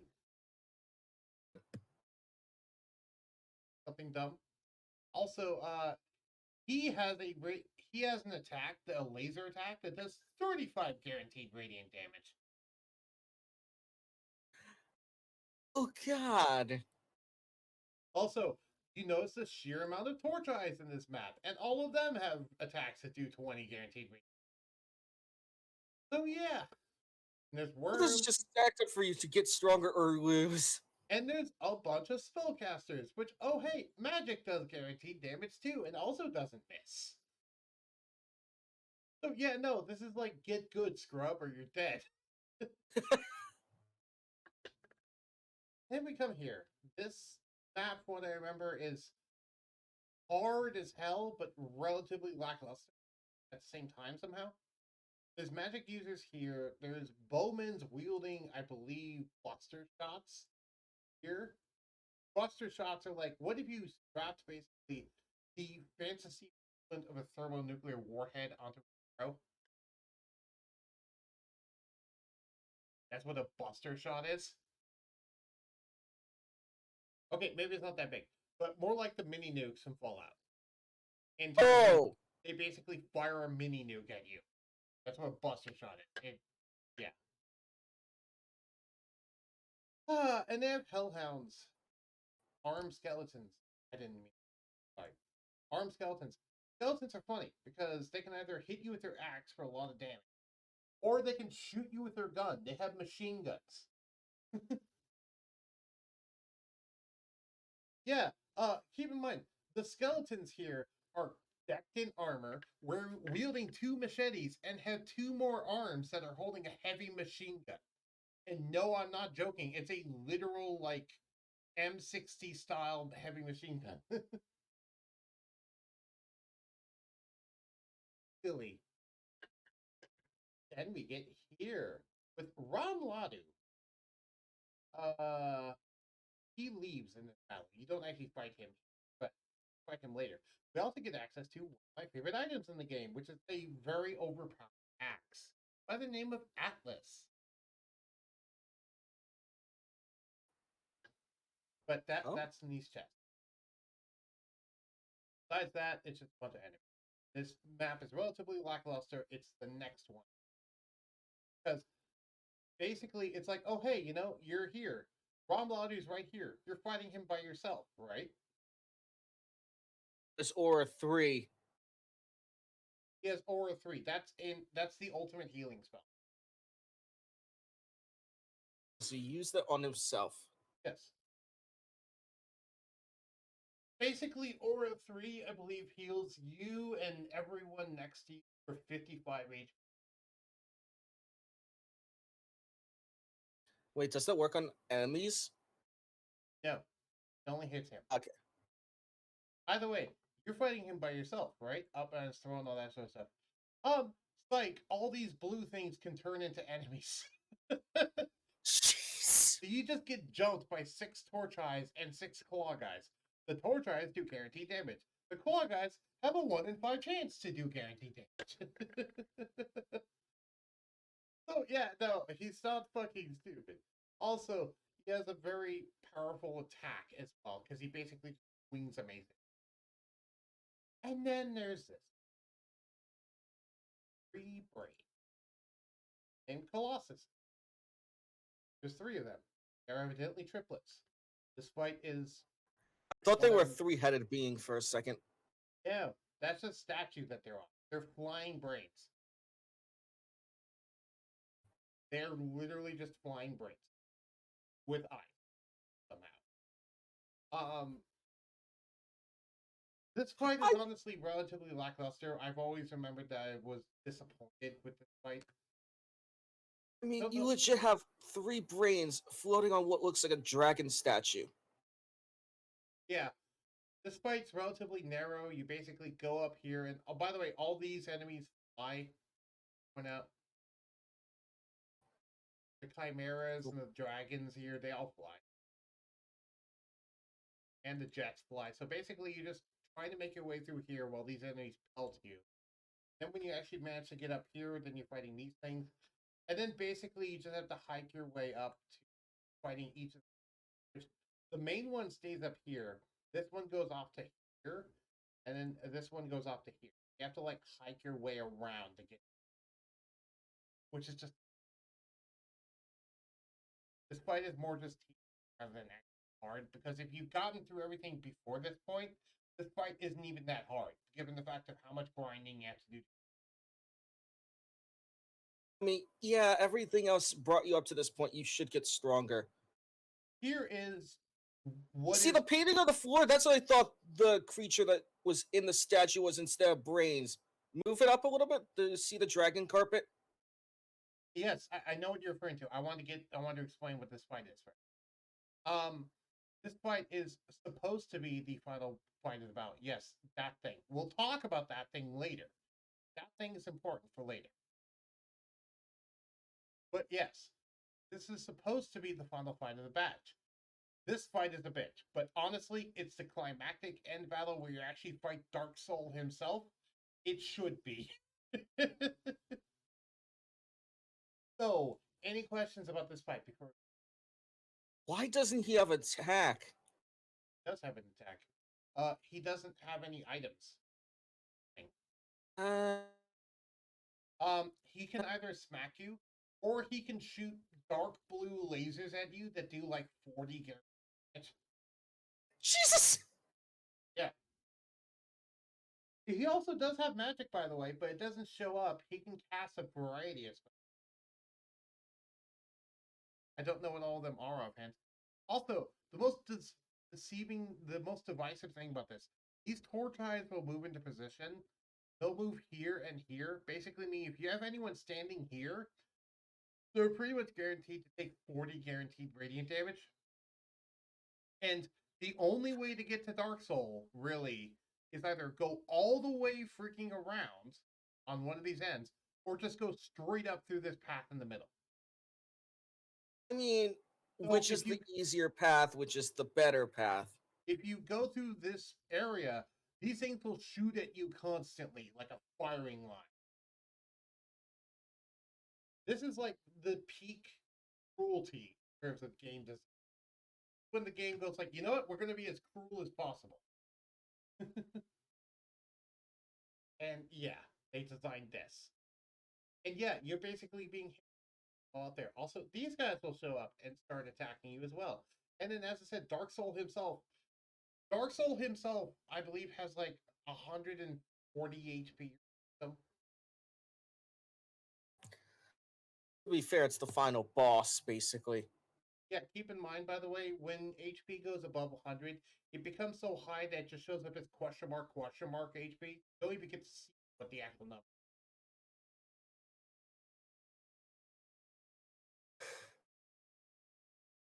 But then we get to the actual final fight. And now you fight Dark Dragon itself. What that dragon thing is? Yeah, that's Dark Dragon. That's what I thought the brains were for the beginning. No. Fight Dark Dragon itself. And Dark Dragon has stupid stats. And basically, its normal attack can one-shot a lot of people. Even if you grinded up your people, its normal attacks can do, like, good damage. Also, you notice these armed skeletons here? Yeah. They're infinitely spawning. What? I'm sorry, I just saw number spawn 15. That number doesn't matter. They're infinitely respawning. They'll never run out. So you constantly have skeletons shooting at you the entire time you're fighting this guy. And each of these Dark Dragon things have like 200 HP. And keep in mind, at this point, they also have like stupid defenses and stuff. And keep in mind, in this game, unlike D&D, defense directly reduces damage taken. Sorry, there's no cooldown for the skeletons? There's no cooldown for the dragons? Nope. Had to kill all 3 dragons. Oh, The same time? not necessarily at the same time, but before they get a turn. Basically, if its skeleton is dead, then it will continue rolling initiative for that skeleton, and if it rolls it for the skeleton, that means that skeleton will then respawn. That's basically So how I it works. think What was that? burst damage is the best way to go with this then. Yeah, but the problem is they have defenses that directly mitigate, and they have like 200 feet. Oh fuck. Yeah. Imagine like, oh hey, you have to do a battle where you have to one-shot Sylvestra. How? Also, Diesel doesn't work on him. So yeah, that is actually intimidating. The only saving grace is that by this point in the game, you have the Chaos Breaker, the strongest sword in the game, and indeed the strongest weapon in the game. So at least Max is hitting like a fucking truck. Does he have armor to back it up? Everyone in the game, their defense. Okay, so for people, their defense stats directly reduces damage from attacks.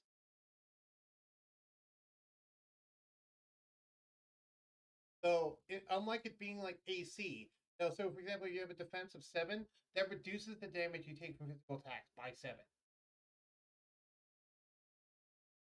Make sense? Yes. So, yeah, no, by that point in the game, Max probably has a defense close to like 36 or something. But if you look at Dark Dragon stats for a hot second, Dark Dragon has an attack of 65. Meaning that with no defense, he'd be hitting you for 65 damage. But with Max's thing at that point, he's probably going to be hitting Max for like 20 to 30 damage, depending on how high level Max is. See, Dark Dragon and Dark Dragon. Yeah, there's 2 different versions. One is stronger than the other, because the main head is stronger than the side head. It's also why, by the way, there's Colossus, Colossus, and Colossus. Because each of the brains has their own stat block. Okay, the fact that they appear in the statue, are Colossus connected to the Dark Dragon at all? Yeah. Just the ordering. And if we look, the main difference is that this is the main head. It has 280 HP. What the hell? It's class 91? Yep. Class 104. The class just determines its monster. That doesn't actually determine. Effective level is one you want to look at. It's effective level 99. Which means it's a maxed out character in this game. Because characters can go up to 20 levels unpromoted, and then they promote, and then promoted characters can go up to level 99. Dark Dragon is effectively level 99.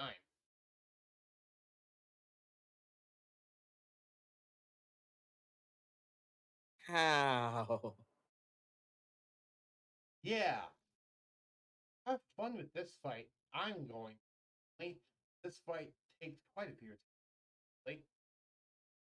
Oh, I know you're not going to get to this fight yet. Oh, not in this thing, no. But I'm going to get to this fight eventually. So, you want to know what's the nice thing about this fight?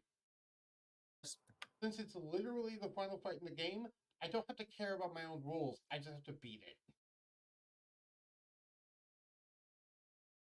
And I can do Yeah, fights let's just essentially rush through and attack as much as possible. Basically, yeah.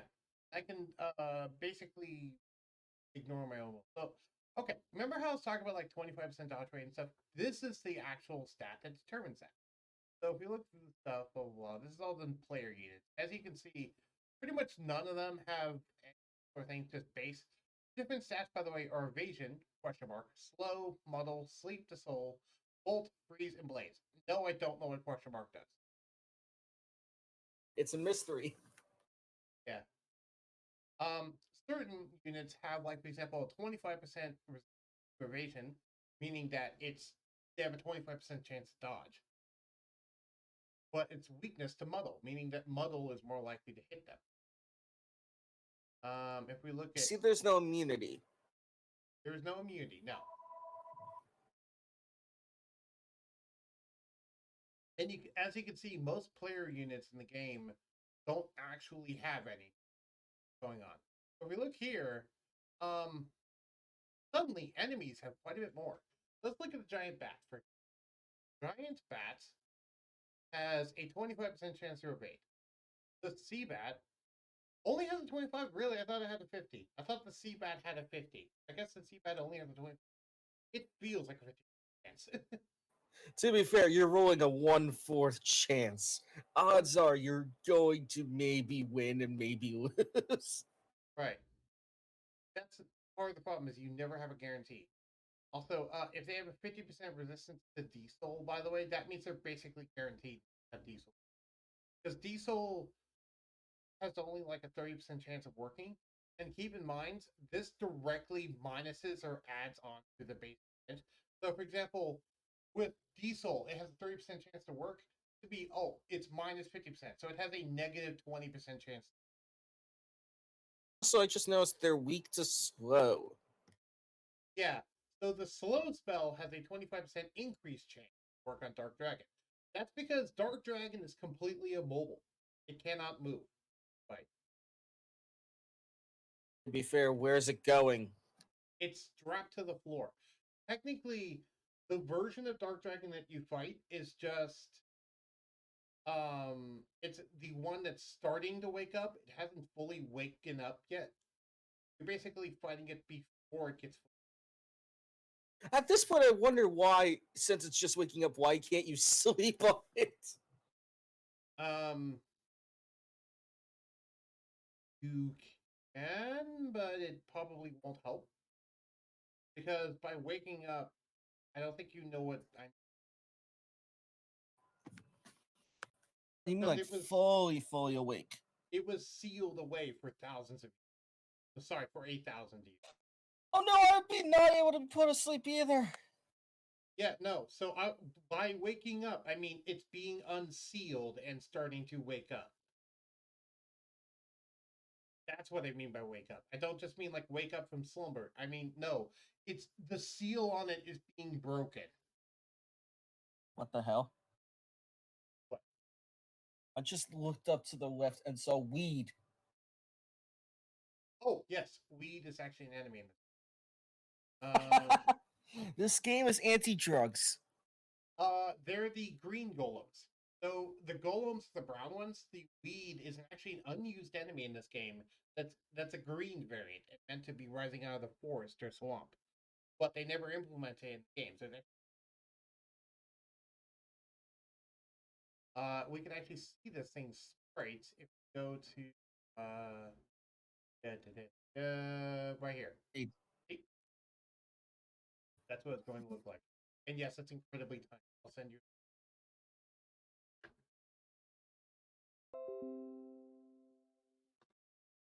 Here is a screenshot of what it looks like. Oh, it looks like something from Link to the Past. Yep. Reference, here's a screenshot of what a normal golem like. Da-da-da. A lot of enemies are just palette swaps of other enemies. Interesting. Is there anything else you want to look up in this? I'm good. I'm sorry if I forced you to look up anything. No, you're fine. I just want to show off stuff. Here's all the shops in the game. By the way, yes, every single item shop offers a To be fair, I feel like it should. wood item. Also, here's the actual like tile map for everything. The legit tile map.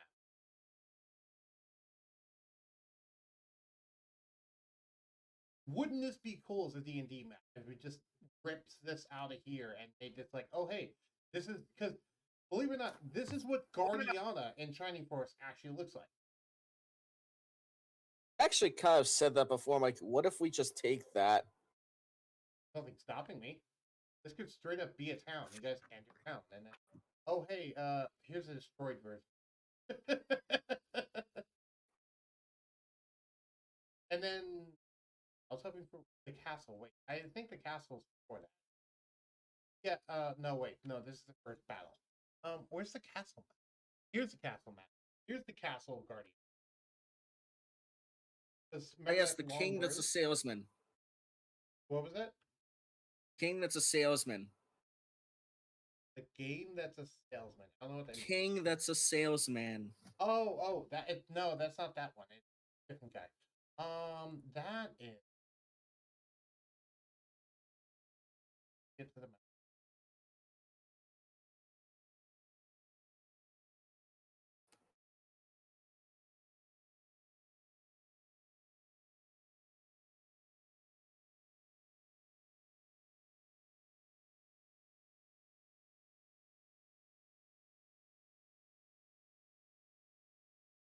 Right, there it is. This one. I didn't mean to spawn a chest. All right. There's no chest. I have the power to summon chests. Ignore that. I just did a bunch of them. But yes, this map is the one with the salesman. Because he's up here in his throne. When you walk up, he runs down here through all the chests. Yeah. Also, you want to see something that looks really freaky? What? I can change the tile set. That looks like some missing no shit. It is missing no shit because I'm basically changing it to a different tile set. That is actually cursed. That is chests everywhere. Now, what happens if I do it here? Oh dear God! I destroyed the world. I just like how it's just the floor's devoid. Here's the chest dimension. That's the theme. I could get everything. Now I'm just imagining every single one of these chests is No. This might be a glitch.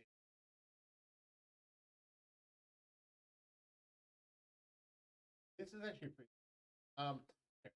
I need to go to the bathroom. Yes. I'm out saving. Now I'll go Sorry back. about all that. Quite alright. That's a nice little detour about Shining Force. I'll go back to streaming actual Shining Force. I need to go to the bathroom, so I'll be back. Oh.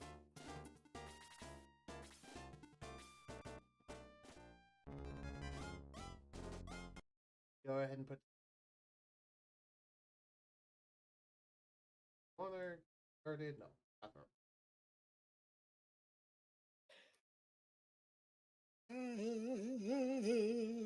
Hey, Casangus, have you ever used a program called Parsec? Sounds familiar. It's a program that allows you to remotely play games locally off of.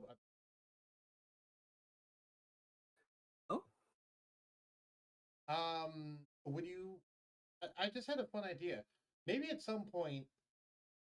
Oh, that sounds fun. Maybe at some point, we should try out Parsec, and you can try out playing Shining Force on my computer on stream with Parsec. That's cool. Sounds like a fun idea, though I will warn you, Parsec is the program that gave us so much troubles in the Naruto Uzumaki Chronicles. Oh, great, we're gonna hear that. Anyway, I'm gonna go back and I'll be back. But I just thought I'd throw it out because I just had the idea. Also, I think Blue's right. Nope.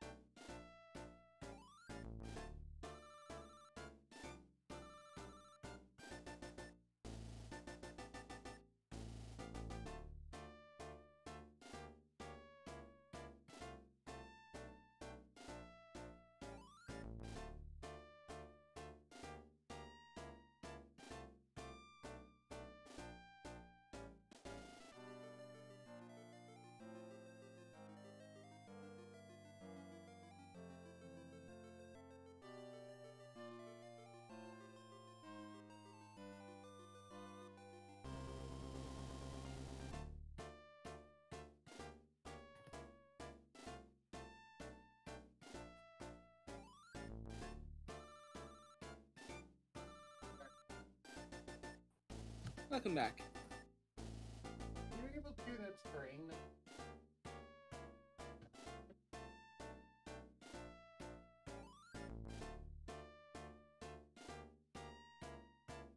Close my window. It was something at my end.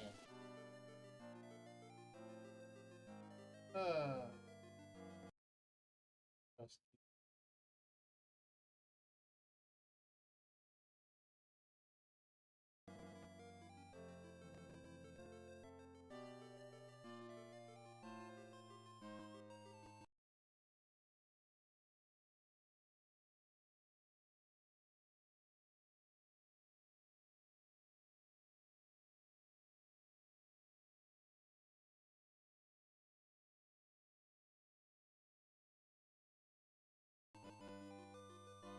Oh, you had to answer back something.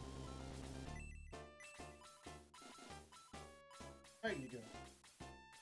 Good. Weird.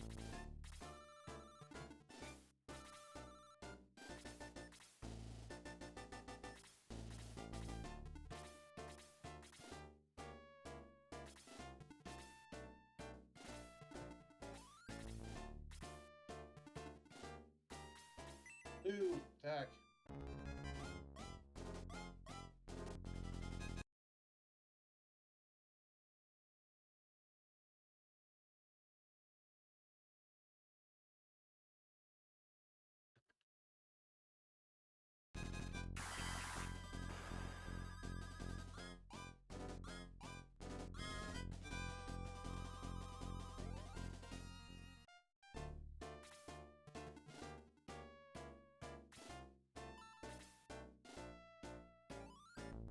Now, part of me wants to egress out as per my old rules, and then part of me is like, well, no, I just want to finish this battle.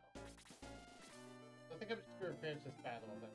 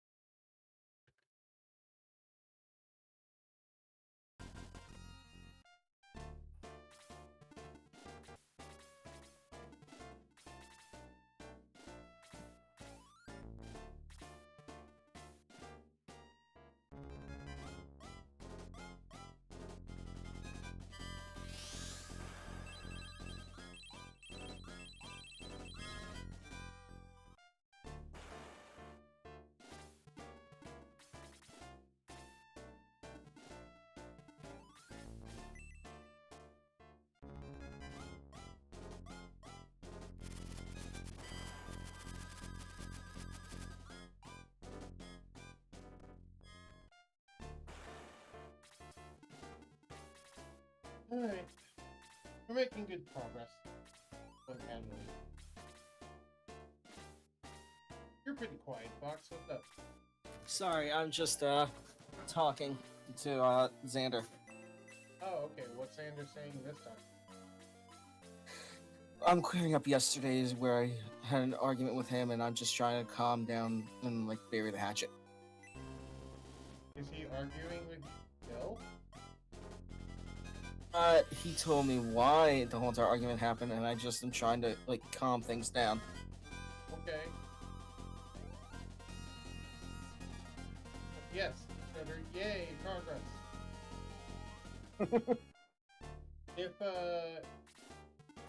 If you want me to talk to Xander, I will. I'm good for now.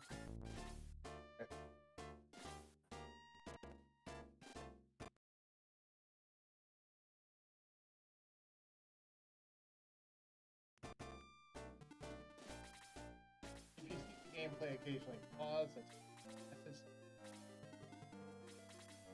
letting everyone know at home, for anyone who is watching this. I know currently it's just Surtur in Twitch chat, but I more mean anyone watching this on YouTube.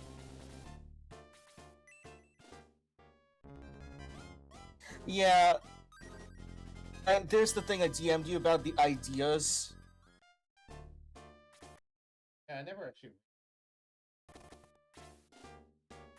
Because I thought like the things he makes can have extra effects based on like because there's favorite text of the dragon that does that breath. Okay, but then it would be a very rare potion instead of just a rare potion. But there's two rarities, one where it doesn't do that extra effect and one where it does. Yeah, that's what I was thinking. The rare version would just be the one that only has the base set, and the very rare version on it have the extra effect. I still think poison breath doing the poison, causing poisoning, would that be a very rare no? That'd be very rare. Because it's not like poison damage always causes the poison. Not thing indeed. It only causes the poison condition if it says it causes. For example, the Basilisk Bite does poison damage, but it does not cause the poison condition. Oh, okay. Now I understand. Yeah. For example, your deadly poison you can make as the poisoner. It does poison damage, but it doesn't cause the poison condition. Specifically the drow poison. And it doesn't even do poison. It just causes the poison. Yeah.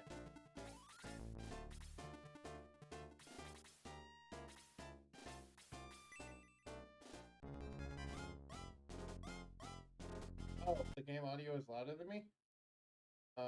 Slightly. Okay. Then let me lower the game audio. Fine by me.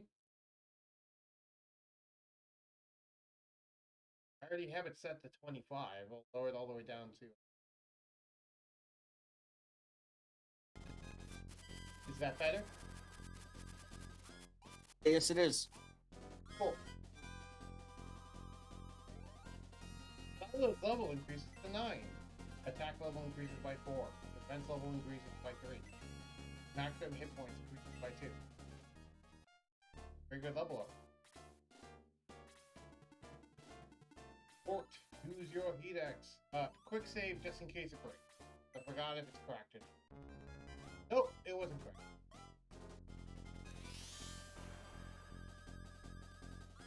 Ooh, deadly attack of 13. Yeah, by the way, that guaranteed magic also has 10. But smoke rises from... Yeah. Okay, that message says cracked. Oh. It means I can use the heat axe for normal attacks, but I cannot use its fire attack thing. Like that.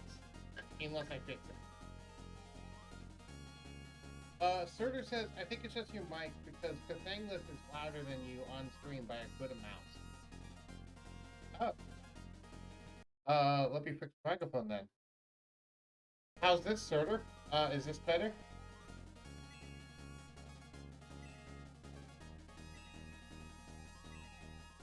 I have my microphone turned down normally so that there's less chance of you guys echoing through my microphone. It's still very loud. Is it hard to hear me? Fox? Oh. Okay. Also, why is this healer just all the way over here? Was he trying to hold the Republic? It doesn't want to be part of the fight! I never knew the enemy to have coward AI. Yeah, I lowered the mic to avoid echo, Surtur. That's the reason why I lowered it. But that's fine, I can turn it back up. I only really need it lowered for actually D&D sessions. Sure.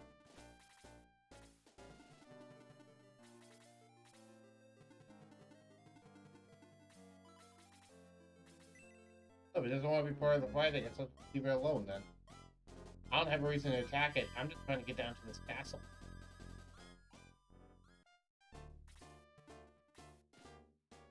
Oh no, I'm being hit by magic. Cast Freeze 2. Critical hit, suffering damage. Suffered 9 damage.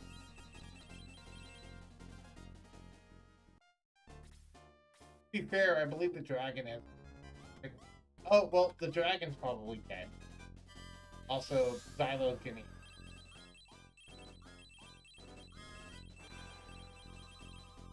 And blue is... So I guess the blue does not have resistance. And blue's dead. I'll fix it up. Bye, blue. Was that one thing? Bye, have a wonderful time. I'm sorry, you just said so casual. Like, wait, what happened? Blue died.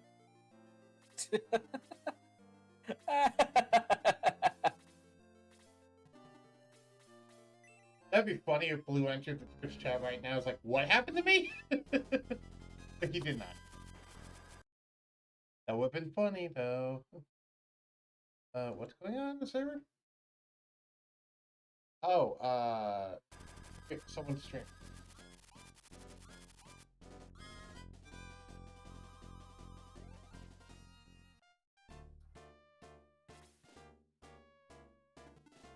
But yeah, Cayenne is currently going through some, what I can only describe as self-doubt issues. I hope she does feel better.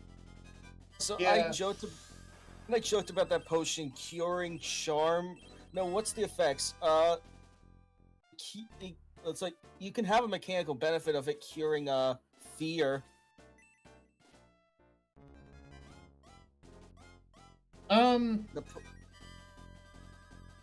Maybe. Like However, effects that affect the psyche. we could have it make you immune, or like immune to the frightened condition, or to them. But that's, I feel like that would be fair because of the effects you described. yeah, Besides that, I don't think any effects are tied to emotion besides frightened. Charmed is, but I don't think that would technically count. right, because it only purges negative emotions, not positive. That'd be funny if there's the opposite, the anti-therapy, where it only purges all the positive emotions. Don't give me the option to make the poison of that. The depression poison. That just fills you with liquid depression.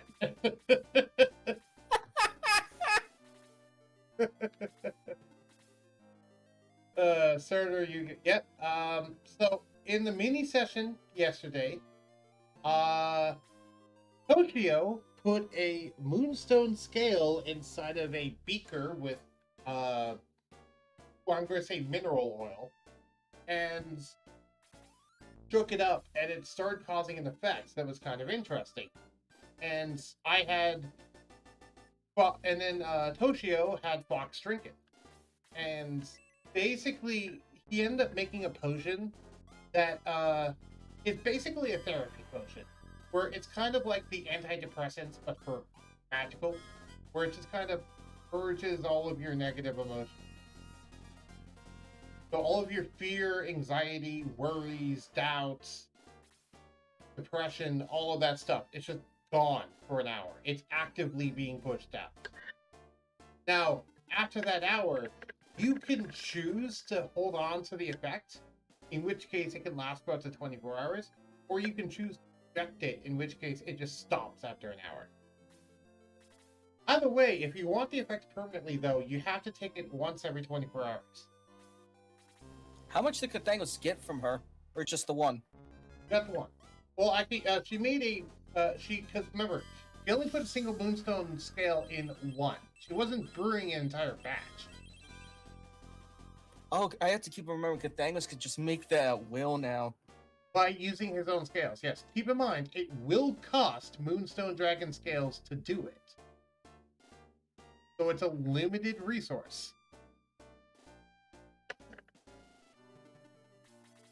I can actually write this down. Yeah. Still thinking of the name. As Surtur said, it's, actually, I'll let you go ahead and see my OBS. But, as Surtur just said, it's basically better heroism in terms of flavor. Yeah. It doesn't give temporary hit points the way the heroism does, but flavor-wise, it's just better. It just purges away all of your negative emotions, leaving you with whatever emotions you have left. So the neutral emotions, positive one.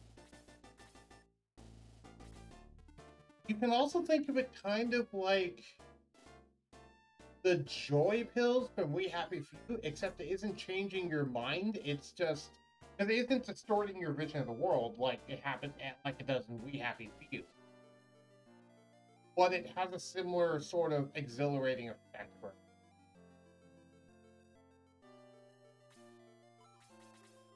Which, you know what that means, Cathanglet? Hmm? It felt really good for your character, right? That means that there's potentially an addiction chance of someone getting addicted to that. Oh god, no! So, because that felt really good. You can hold on to it for up to 24 hours, but then it goes away. What do you do if you want to feel that feeling again? Take more of it. It makes you immune to frightened for 24 hours. Not only that, it actively removes all negative emotions. Well, here's the thing: it either affects you for 1 hour or it affects you for 24 hours, determined by whether you actively reject it or actively accept it. If you actively reject it, it will only last for an hour. If you actively accept it, then it will last for 24 hours. Does that make sense? Hmm? Either way, though, it will actively push out negative emotions outside of you, and also will make you immune to the frightened unit. So mechanically, it does not give that much benefits, but roleplay-wise and psychologically, it gives huge benefits. Because, yeah, I will say though, being immune to frightened condition is actually a good benefit now.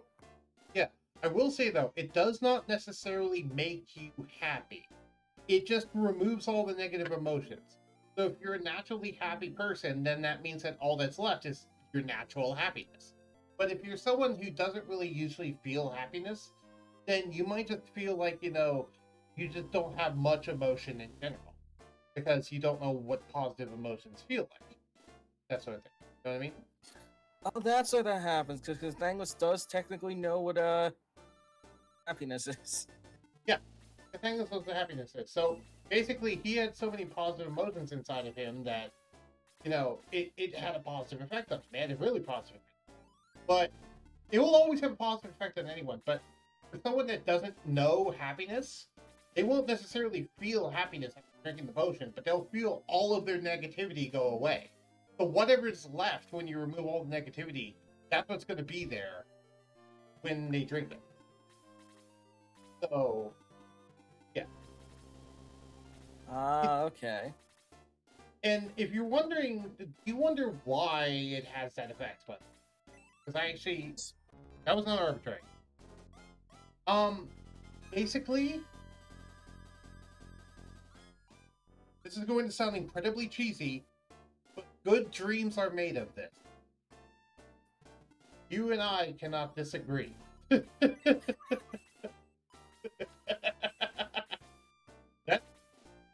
That's a line to a song, but also two, that is a good apt way of describing it, because basically you put a moonstone dragon scale inside of a potion. Sweet dreams are made of this. That one. I just had that song going through my head. But yeah, you put a moonstone dragon scale in the potion, and what moonstone dragon's known for? Going into people's dreams and giving them either great dreams or nightmares. In this case, good dreams. And they're also known for somewhat making your dreams come true in that regard. You know what I mean? So basically, the potion gives you the equivalent of a good dream, but in real life. In terms of, it's making you feel the positivity you normally feel in a good dream, but physically instead. That makes sense. Does that make sense? Indeed, it does. Yep.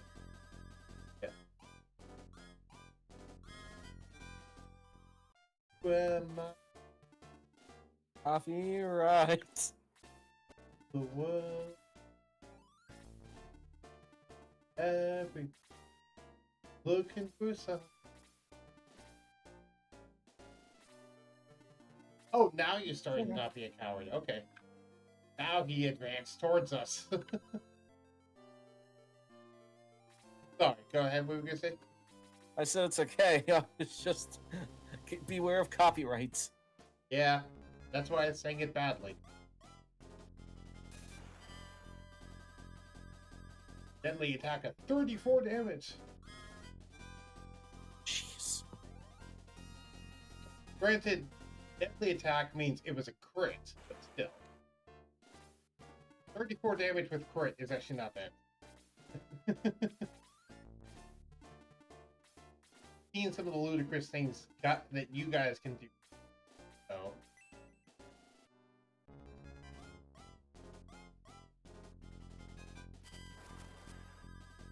Also, to be fair, it doesn't hold a candle to Dokurai's super shot, that is potion of maximum power plus arcane firearm plus magic missile. Plus Hex. Yeah. Which can do 64 damage if he up past it second level. 64 guaranteed force damage unless you. Which Gathangus does. I know, but the point was you were in your wolf form, so you couldn't cast shield wolf form and all the bolts attack. So you just died because it carried through. That's actually partly the weakness of your wolf form, is you can't cast spells in it. So if someone hits you with magic missile, they're just hitting you because you can't cast shield in Direwolf. To be fair, I need to remind myself I can be a deep Wrath. Yeah, and you can also symbiotic entity those spores. Well, keep that in mind as well. Oh yeah. You can also expend spell slots to heal yourself while in Wild Chain. Remember? Oh, I know. Anyway, Dominion's level increases to 9. Attack level increases by 1. Defense level increases by 2. Maximum hit points increase by 1. By the way, Surtur, if you're wondering what the rarity of that potion is that he made, basically it's a rare potion. That's the rarity I'm giving. You're a healer. Why wouldn't you just heal yourself? Why are you smacking me with your bonkings? It only does 1 damage. He got 1 damage with a crit.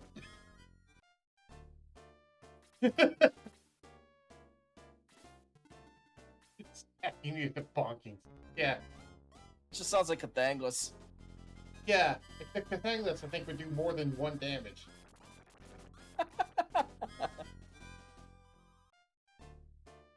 A crit in this game, by the way, does 1.5 times. So the reason why he did so little damage is if you look at Gortz, this guy has 42 defense. Meaning he reduces incoming damage by 42. Down to a minimum of 1. Also, hello, Surtur. Hello. And meanwhile, the High Priest is only hitting for 39 attack power. Meaning that it was reduced. They saw the 39. They reduced it down by 42 to a minimum of 1, so it only did 1 damage.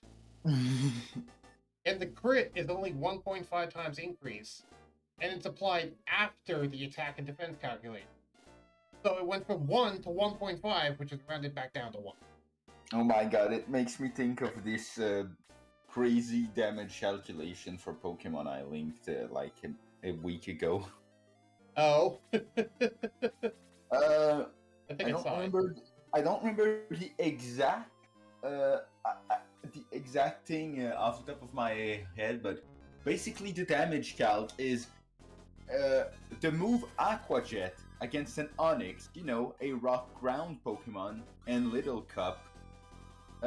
If it's Sunny, you're gonna, if you low roll, you get 1. If you high roll, you get the 1 and 16 highest roll, you do 10 damage. Weird. Yeah, basically it's because between every step of the damage calculation, because it's always put into integers, and integers only take full values, whatever is after the dot, like let's say you do one damage calculation comes out that you do 1.95 damage, well, you put it into an integer. Integer doesn't care about whatever is after the dot, so it just becomes 1. Ah, okay. So basically, it's like, oh hey, this move normally does this amount of damage. Okay, so it would normally do. So it does 4 normally because of the attack stat before taking into account super effectiveness and all that. Right. Oh, text. I like how he just punches the air and summons fire underneath. All of his... He's not casting magic. That's his physical attack. Evidently, he can punch so hard he can summon fire from beneath you. Somehow. To be fair, he's a monk, so I don't doubt it, but... Oh, hey, a healer actually healing himself. What a shocker. I don't know why the other one didn't when it was nearly dead. Oh hey, I forgot I asked this question about toxic stall. Okay. Yeah. I think I saw that, but... Anyway. Now that Yeah, server's because not... I know I posted it at some point on the server. Now I'm just trying to find it again. Alright, time to end this battle. Max, you've reached your destination, but some enemies remain. Will you leave them? Yes.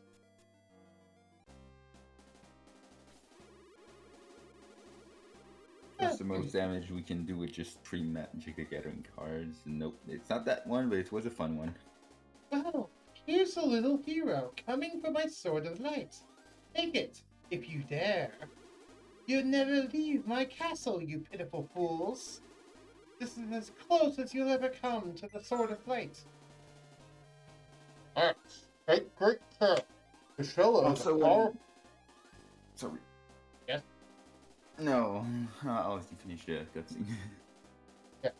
Alright, take great care. The Shello is a powerful wizardess. A dangerous foe. Why did this challenge?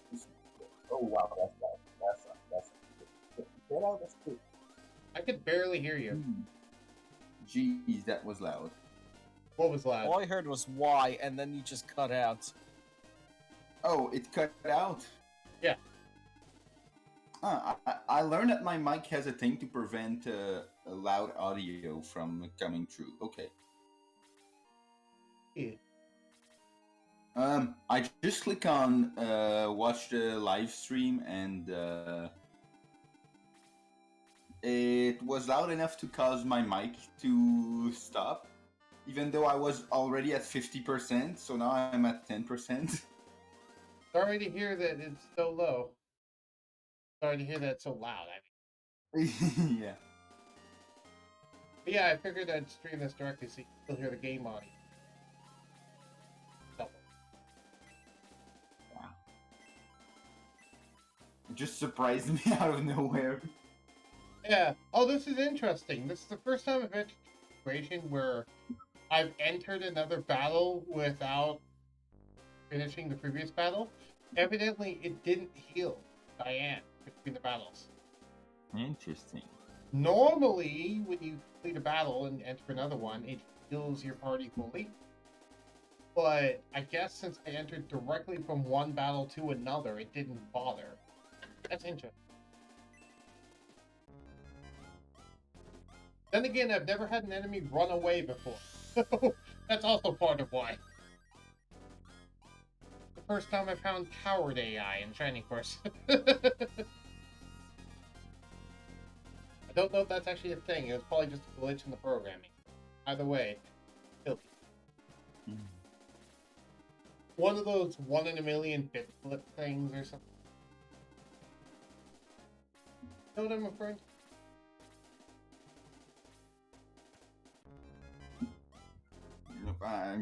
sorry. I was barely listening because I was busy trying to find that video again, and I didn't realize what you were saying.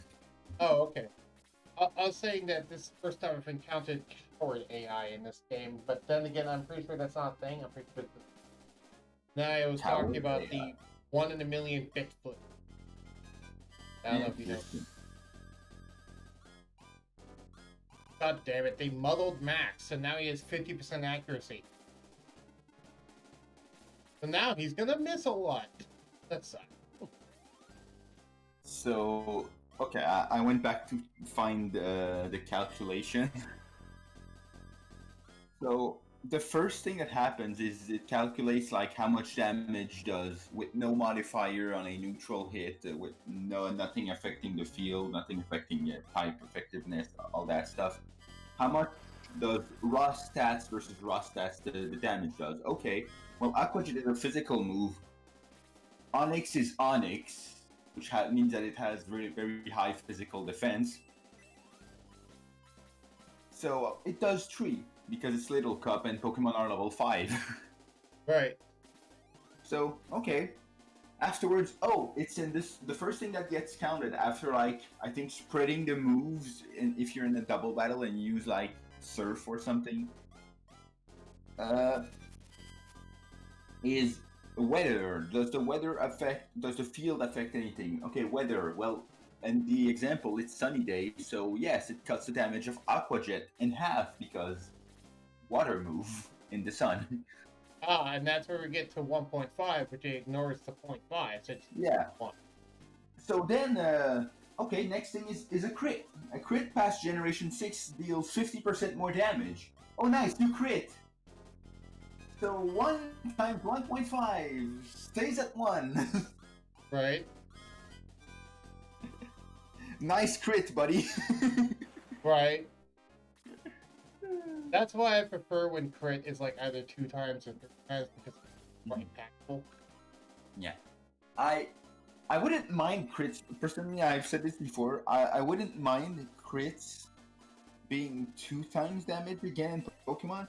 What I'm more angry at crits is that they're effectively just a random get out of jail free card from someone increasing its defenses when there's no mechanic to counter the opposite. Like, if you spam Swords Dance and then click a big damage move, you don't have a random 1 in 24 chance that, oh, well, my Swords Dance gets ignored. Right. But if I spam, I don't know, Curse with Snorlax, my opponent's physical attacker still randomly has a chance to just ignore all those defense from the Curse Snorlax. Yeah, that's definitely a thing. Mm-hmm.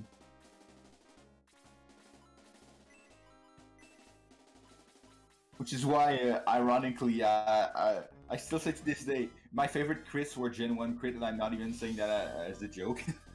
Right. Right. Because it doesn't take into account that. It ignores everything, so while it still ignores the whole, like, spamming defense, it's also basically a punish for clicking Swords Dance and spamming it, because, oh hey, I can one-shot you because now I'm at 3 times attack! Critical hit. I don't one-shot you with only 2 times. Right. Which doesn't make much sense because critical hit is supposed to be damaging, so the idea that in some cases critical hits do less is weird, but... Yeah. Yeah. You know? Yeah, no, I agree. You know what I find interesting about this game? For some reason, stuff moves like slow and muddle don't have a guaranteed chance to hit. And keep in mind, damaging spell attacks have a guaranteed chance to hit. But not debuff moves like the thing that gives the opponent less accuracy. I mean, I guess because limited space, you try to make things as generic as possible. So of course you probably Well, no, they probably have different things, actually. Yeah, I don't know. I don't know either. It's like, why would you make the thing that doesn't even do damage be less accurate because it's not doing damage? What? Now you're just making me think of the hard-coded 25% chance in Gen 1 and Gen 2 that AI will just miss their status move if they affect you. Right. That's a thing along those lines, yeah. The way that I realized it was a thing was when I saw someone fight, I think the 5th gym leader, the fighting gym leader. And the fighting gym leader has a Polyrat. With like a Surf, Mind Reader, and 2 very inaccurate moves. One being Dynamic Punch, and the other being Hypnosis. Right. So, Mind Reader makes it so the next move cannot miss. So, okay, Mind Reader. Okay. Hypnosis. Hypnosis miss. What? Right. Like, come on now. What sort of nonsense is it? Song, you go. Yeah. I have to be careful with this map because I have to get all the treasure chests. The funniest thing about the damage calculation, however, that I was going through earlier is, okay, now you're at 1 because it's sunny day. Then you get to the low roll / high roll thing, which cuts a random percentage of the damage between 1 and 15%. What do you think happens if you do 1 times 0.98? It becomes 0? Yep, it becomes 0. So the rest of the damage count, oh, you're super effective. 0 times 4 is 0. But at the end, it just makes a check at the very end where it's just, well, it's 0. It can't be 0, except if you're in Gen 1. Right. And so instead it does 1. But if you got the 1 in 16 chance high roll, that one specific damage count becomes 10 because, oh hey, 1, okay, 1 damage. You're using a water type against the Onyx. Rock and ground are both weak, so that's times 4, becomes 4 damage. You're using a water Pokemon with adaptability, so that means you get the same type attack bonus, that's times 2 instead of times 1.5, so it becomes 8. And the Pokemon is equipped with a life orb. So plus 30%, so plus 2.1 becomes plus 2, 10. Right. Question. Have you ever seen, I know there's a video that's from, have you seen the video on Gen 1 catch mechanics? Gen 1, I don't think so. I've seen Gen 2 because it's weird. I don't know. Right, and that same guy then released a Gen 1 video. But it was a few days ago. Okay, 3 days ago, no, I didn't see it.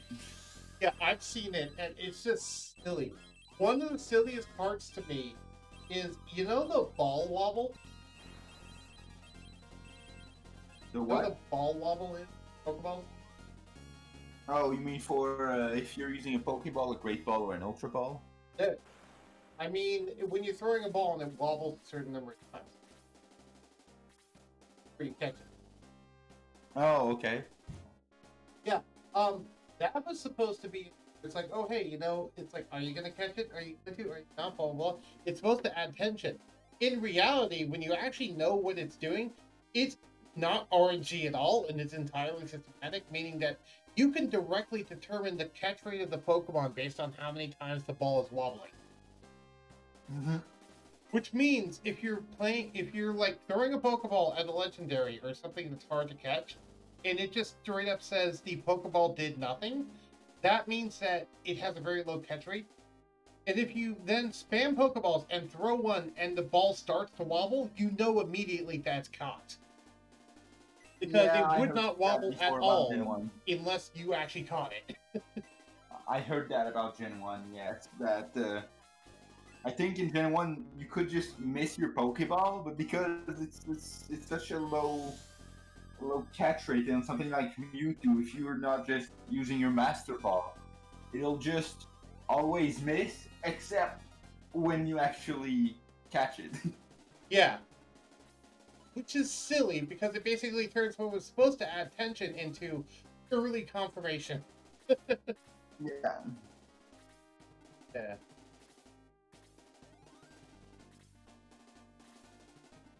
So, yeah, I saw that. And also, evidently, the Great Ball is the best ball to use to catch Pokemon. Yes, it is. That's how backwards it is that most of the time, the Ultra Ball performs worse than the Pokeball for catching high catch rate Pokemon. So, for a Rattata, it's easier to catch a Rattata with a Pokeball than an Ultra Ball. Granted, I don't think anyone's tried to catch a Rattata with an Ultra Ball, but the point still stands. Dear God. Oh, is it because the calculation overflows above 255 or something? No. It does overflow. I do not believe it's because of an I'm pretty sure it's not because of an overflow. I will not spoil what it is. I'll let you go watch the video, but when I get a chance, I'll actually post it. Oh my god. You could probably find a link.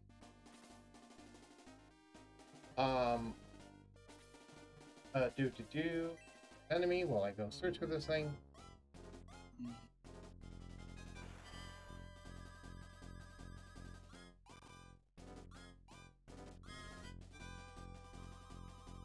Rouge.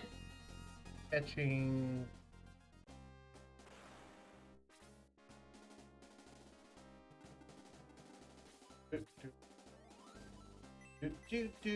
Place them.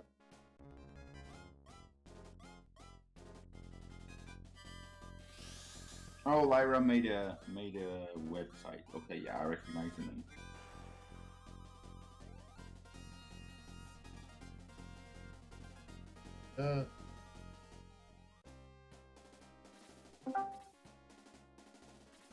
Oh. Cry. Hello, Zokai.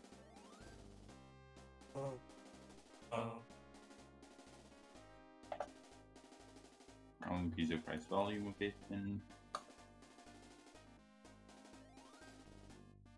Shut up, I think I found it. Lyra made a website. Yep. 1 day ago. Yeah, that one.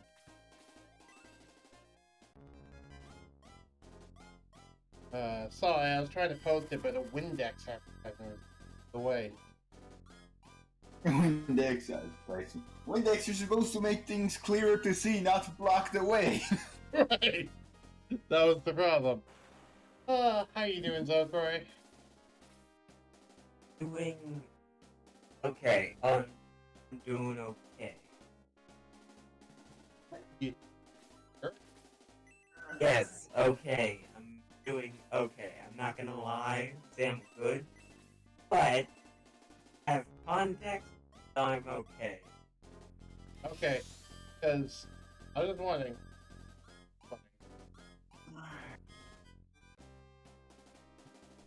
I heard some things about a small argument you're in, so I just want to make sure things are okay. It's not worth getting over, especially now that I have context. Why? Oh. Yeah. To be fair, if the situation was reversed and he was stealthed in the building, I think you, honestly, had good chance. You had a lot of advantage. This is my version. Alright. Yeah, if I didn't have advantage, I probably would have just lost. Well, Got close enough. it would have been as hard fought of a battle as normal. And also, to be fair, you did have the potion max in power, which helped a lot. Yeah. Because Yeah. if you couldn't figure out a way to one-shot him, then it would have been hard to get through his routine. Yeah. As you can imagine, Sarah, regenerating 5 HP every turn in a game where you're using spells and have limited magic sounds pretty hard to get through. Yeah. The only limit... I What was that? was gonna say, which is why I was waiting to use a lot of my spell slots. Bring what? I only use one spell besides the alarm and the snare. Yeah. To be fair, if he was set up and waiting, he'd have a bunch of glyph of wardings up. Yeah. I would die to those glyphs upon entering the door. Probably. Yeah. Doesn't matter. How long are we in shit? About 2 hours and 45 minutes. That's about... If I'm gonna do 6 hours, it's about halfway through this. If I'm only gonna do 4, then there's about an hour. Chris leveled up to level 7. Defense level by 1. And Chris learns the Aura spell. Cool. Aura is basically a spell, but it hits a lot. Put 3 slot in your... No, drop one of your flimsy. Slot one of your... Song discovers a power potion.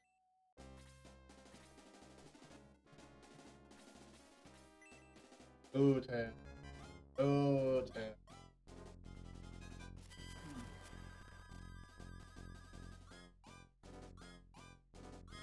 Also earlier when you mentioned when someone mentioned copywriting, I kind of got to see how much copyright on streaming stuff evolves a bit, because yesterday I just spent the whole day pretty much watching someone who's had like 13 years making the same 2 shows on YouTube, going through all of his stuff recently, and just he went on stream and watched it, and a bunch of time, especially in the way in like the 10 years old videos, there's almost always the point where either he points out, well, we're going to skip forward that part because I don't think I should be playing that music anymore on YouTube videos and Twitch.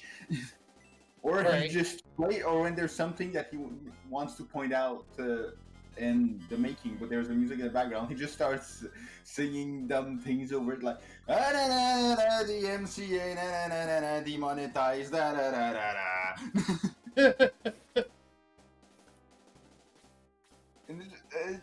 And because it just, and since I tried going through the videos pretty much in a chronological order, almost every video I've seen had it.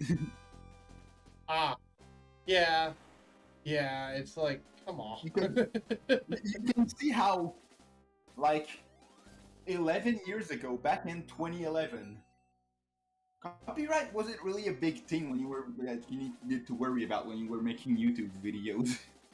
Yep, it was not a big thing to worry about back then. Any capacity. So when you're basically streaming that video in 2022 now, it's weird. Yep. The only reason why I can stream any Force content fine or anyway is the fact that I'm actively playing the game and gameplay.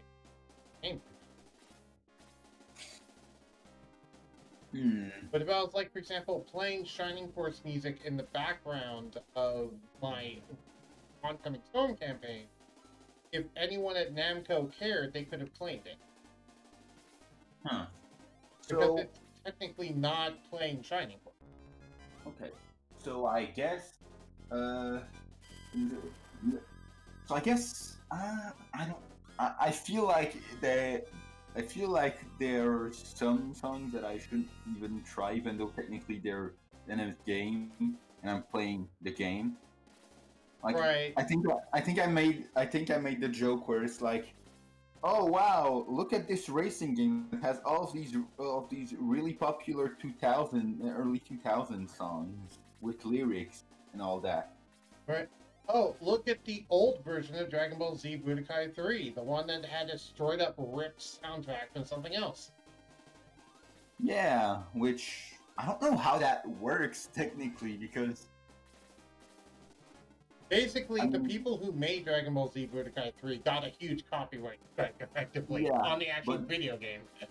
Yeah, but when it turns to gameplay music of Budokai 3, technically I'm playing the game. I'm playing the game, so it should be fine, but people making the game didn't have the rights to it, so Yeah, how and the hell does that work? the game illegally got its own soundtrack, so anyone who plays the illegal soundtrack is also illegally playing that soundtrack.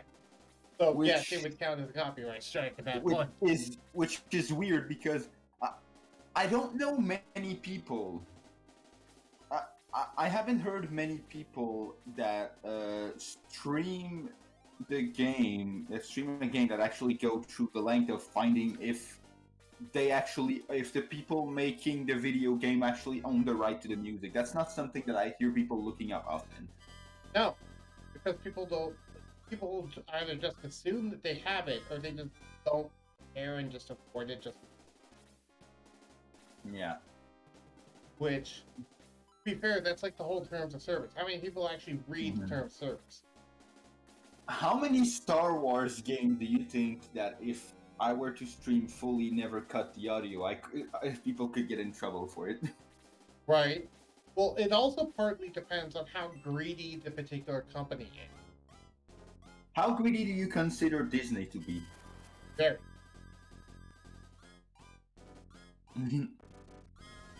Disney is one of those greedy companies. Ooh. Yeah, every time I mention Disney, I keep wanting to know when does the copyright on Mickey Mouse end? It's supposed to have ended a while ago, and it's supposed to end soon, but then they just keep buying more extensions of copyright and keep changing how copyright law works. That way they can keep it for longer, because they are big enough and have enough lobbying power that can change laws to keep going intellectual property. Which creates weird and random situations. Like, oh hey, Happy Birthday, this song that's from a long time ago, yeah, technically it's still under copyright for its original creator because of how long copyright law pushed thanks to Disney, has a bad side effect of it. So you are legally not allowed to sing Happy Birthday in a restaurant. So, I'm probably gonna hate the answer to it, but I'm gonna ask the dumb question. How do I make the copyright law go in reverse? They extended it, I want to shorten it. Get political power somehow. You can change the laws. Why would I need political power? Everyone Because is supposed political to be power equal is under the law. Political power is what lengthens it. So to do it, you would need to also have political power to shorten it. And you need political power on par with Disney. Sorry, it's always. I forgot that part, and I forgot how much I hated that part. And if I remembered that part, I probably wouldn't have brought it up because of how I'm reacting right now, especially on stream. Yeah, sorry about that, buddy. Nah, it's fine. It's just I don't mind bringing it up, but I know you're not the biggest fan of talking about things like equal protection of the law and stuff on your stream.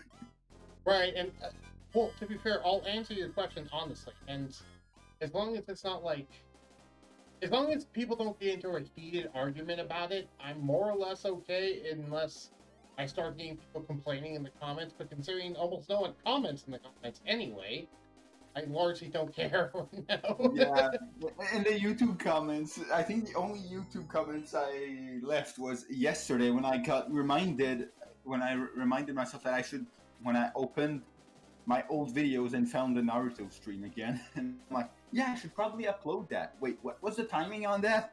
On that part? Right. And I went to your YouTube video of it, and I realized that it had nothing, so I just put like the I wrote the very scuffed Naruto Uzumaki Chronicles from that one part at the title screen. Nice. Yeah, and I actually brought this up to Fox earlier. I mentioned, hey, I had a fun idea. Do you want to do Parsec at some point where you play Shining Force, and then thought that was a really cool idea, and I mentioned that sounds like a really cool idea, but also Parsec was the program that gave us so much trouble with Naruto Uzumaki Chronicle. Yeah. Might end up with a part 2 of that. I'm honestly thinking going through the first hour and trying to make a dumb edit of it, of like every single time the game just decided to screw us over. But I think I can't to just tell the idea the first 10 seconds, even though it's not in order, should be the title screen. Right. You could honestly Naruto. you could honestly make a YouTube poop out of that really long Naruto thing. I could just imagine that, like, over... just imagine the shop guy from that bad CDI Zelda game saying that out that slowly. Naruto! He doesn't even need to say the full thing. He'd just be like, oh, he just says... it just the character's name is Naruto, so instead of saying that's Naruto, he says, Naruto! Naruto. Oh, God. This was my first time seeing a PlayStation 2 game run at 10 FPS when it's supposed to be 60. Right. I think my second favorite was the character selection screen going under 25% regular speed. And I'm like, how? Right. Also, hey, Fox, I'm about to use the shower of tear. Hmm? You want to see this? Sure. Are you looking at the screen? First off. Yes, I am. Okay. I'm about to use that really broken item I described earlier called the Shower of Cure, and I'm not kidding by what it's effective. So, watch this. It's not as broken as the spell you talked about. Okay, he got healed. He got healed. He's on the other side of the battlefield. What? Yeah, that guy was way over on the left side of the battlefield. They got healed.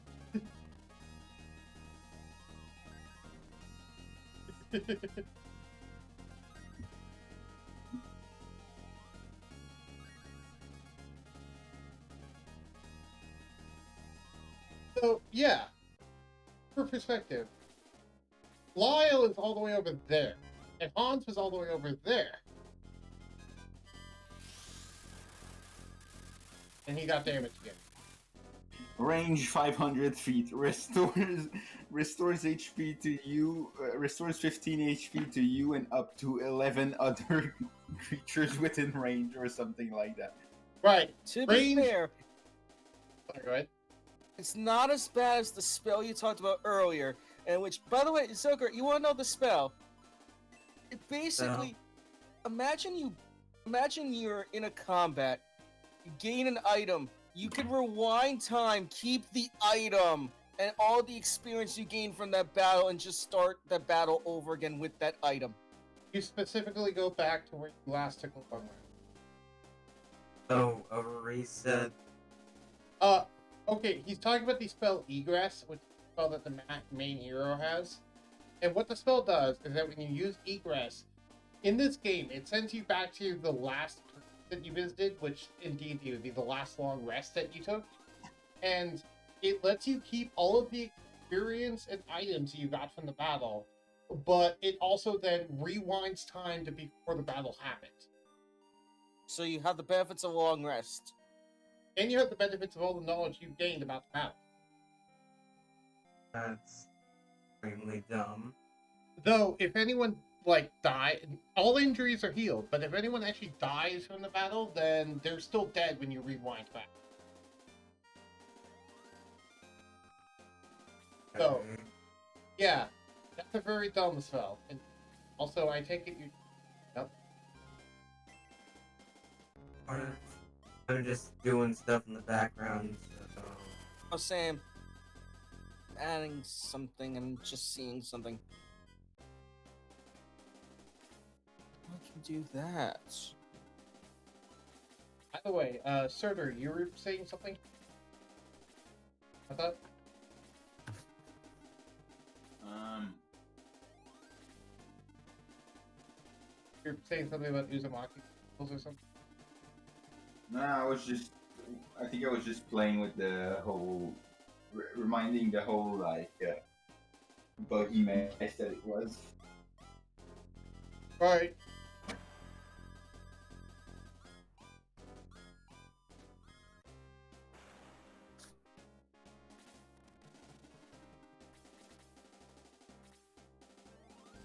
Times it. I think I'm only gonna go 4 hours for today. Hey, Zokai and Katangless. Yes. I feel like watching that anime after this stream, before, like, instead of doing after dinner, like, watching it after this. I'll have lunch, then I can watch it. I don't know. I don't know if Fox can watch it.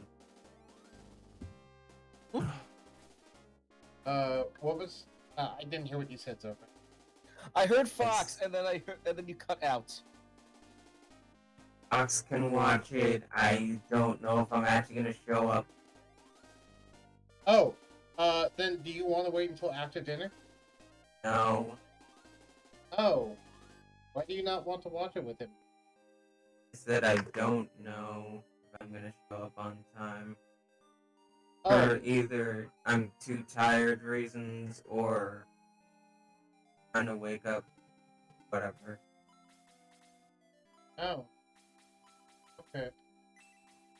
I guess I could wait for another time. Because I kind of wanted to watch it with both of you. And they're just playing catch up at the moment, though. What was that? Isn't it you just playing catch up with Fox? Yeah, I'm watching So- the first 4 episodes with him, so we can watch episodes 5 through 8. But you Fine. said you wanted to see action. Hold on. Fine. I'll It's up to join. you. but You when can we- do what you want to do.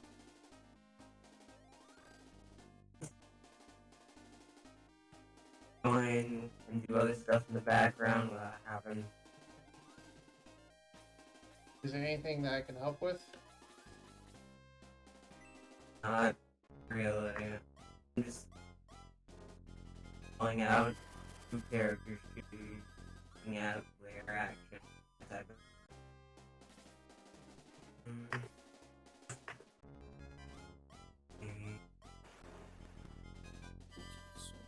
Okay. Oh, Hans is dead. Rip Hans. What was that? Fun facts. Apparently a dragon, or at least the amethyst dragon, could be impossible to surprise if, it just checks every few hours. One's there. It'd be impossible to surprise every few hours? What?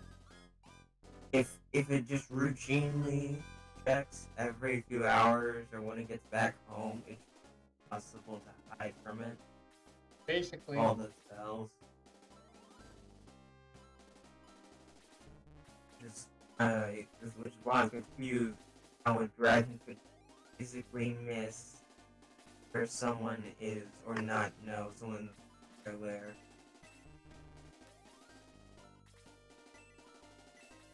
And also, other fun facts. So I can do a lot of crits with at high. Authorized mom. Oh, I'll be interested. Like 12 hits and 24 hits. Critting on 8. Getting an dice for damage, crit.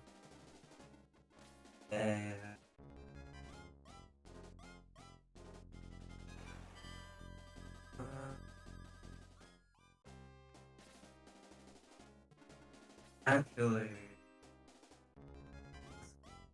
Do you want to know the average amount of damage they could do per turn? Sure, why not? What's the PR? Also, Well, yes, like that that. range was correct. Here's Michelle, the boss, doing Bolt 2.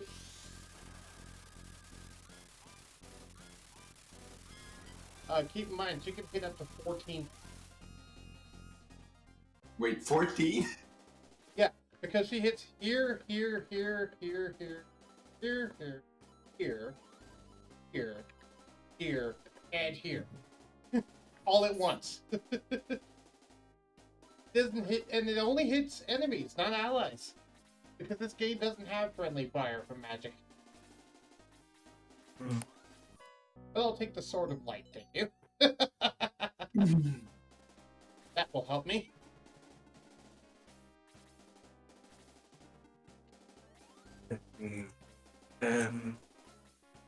Pause do an average of 20 damage per hit, not counting a crit, and then I is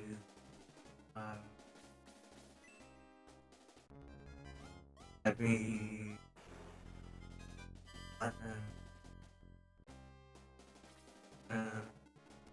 I need to check the numbers. I'll get the average in a second. Doing other stuff in the background.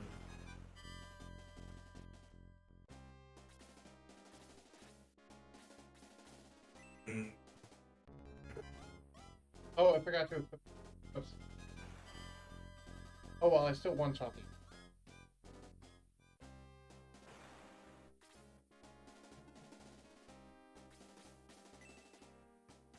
Don't have any magic power left. Hit him with your bonkings. Mm. Only One. 1 point of damage. What was that, sir? 1. Yep. 1. 1. Also, she has a regeneration. If she healed off that damage it did to her. That's fun. Ooh. So how much damage per turn? Yeah, that was the range. I'm looking at Big Chain right now because Oh, I I thought you forgot had it the was number the dragon figured out thing already. I could do. Sorry.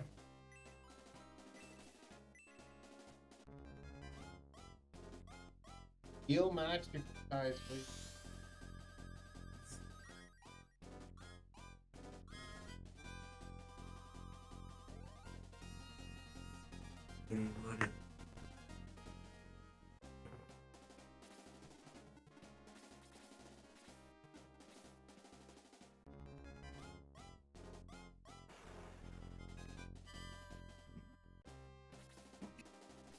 Okay, actually equip the Sword of Light this time. Yeah, this is the range that she can hit with, by the way. This big old range. I had the Sword of Light, so now I can do it too. Okay, so actually looks like a circle, 10-foot radius. Yeah, it's basically a 10-foot radius. If 25-foot diagonals diameter. don't always count as 5 feet. Yeah, whereas in D&D, diagonals count as 5 feet. But in this game, I will say Shining Force is loosely based off of Dungeons & Dragons 2nd edition. Okay. Give me an idea. Also, Foxes. Yeah, I noticed. Yeah, he said BRB just before leaving. Oh, okay. I noticed that. I just saw it appear on the stream thing. Like Cool. 5 seconds before. Back to Sword of Light.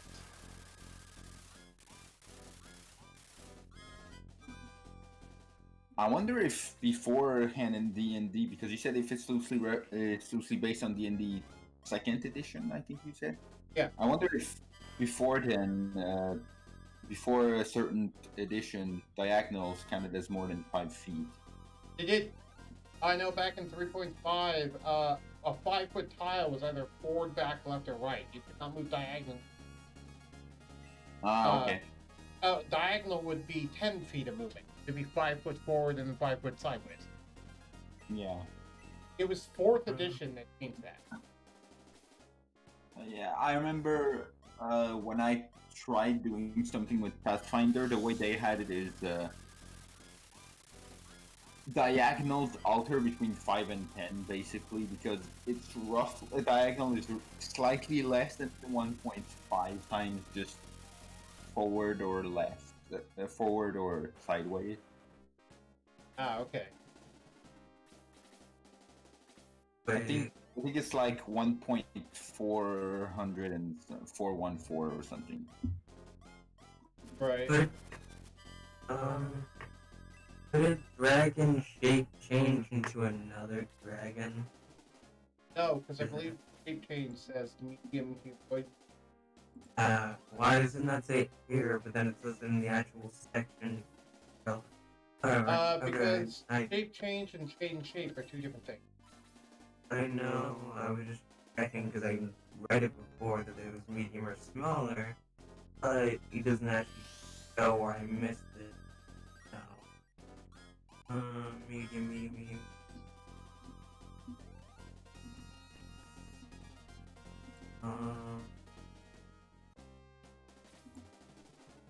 No one at least says. This name medium. Okay. One news. Really hitting hot on. Then again, Durahans are like stupid hot.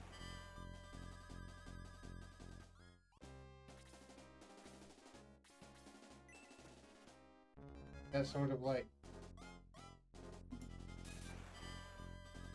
a critical hit of 63 damage. Sonic Hair, it doesn't do that, but okay. Yeah, that's pretty much it. I've done all the stuff. Also, back in older versions of D&D, like 2nd edition, armor directly reduced the amount of damage. Okay. Did you know that one, Watchwood? I guess it sort of makes sense. I mean, if I'm fully armored, when the opponent actually manages to hit my general frame and deals damage to me, there isn't really a place to deal as much damage as if you cleanly hit my face. Right. Back then, there was multiple different kinds of armor and protected you from different types of damage.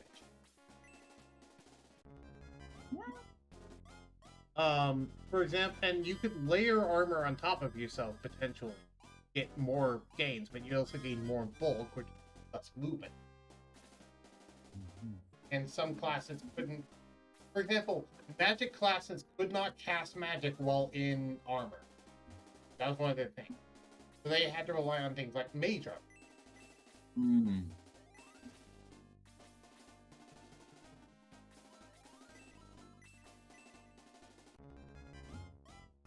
So, yeah, that's interesting. Also, I'm up to 4 viewers. Wow. Wonder who all is viewing this stream. Hello, everyone. Hello. I know that you're lurking in there. I don't know if Zokarai. Don't think Yes. Fox was. Okay, so 2 of those are Shooter and Zokarai. But it might be Fox. I don't know, but Fox is not lurking. I don't know.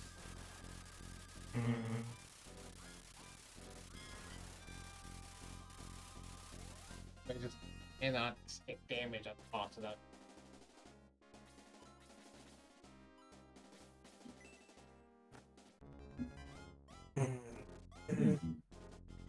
Fact, No, right. Unlike me, she has magic resistance. Takes 50 damage from magic. Average Joe 53. Hello, welcome to the.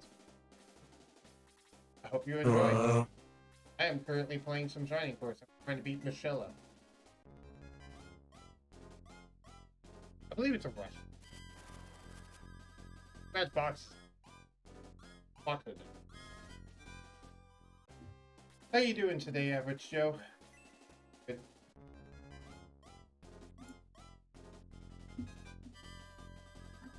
Friends.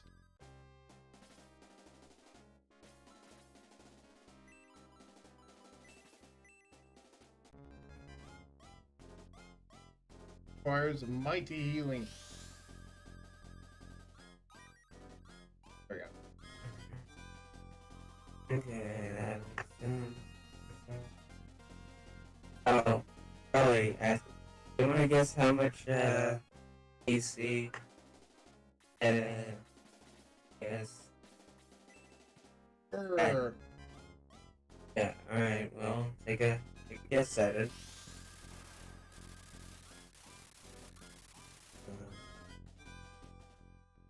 Keep in mind, they're not wearing any armor, so. this is What, the all- dragon?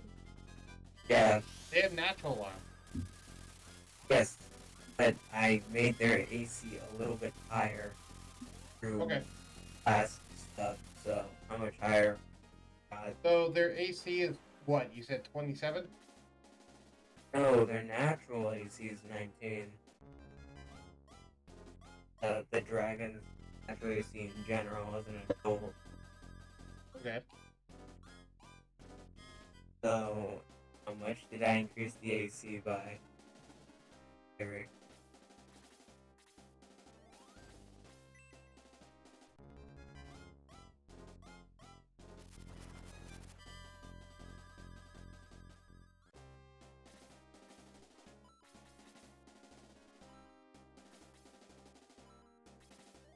I would just say yes.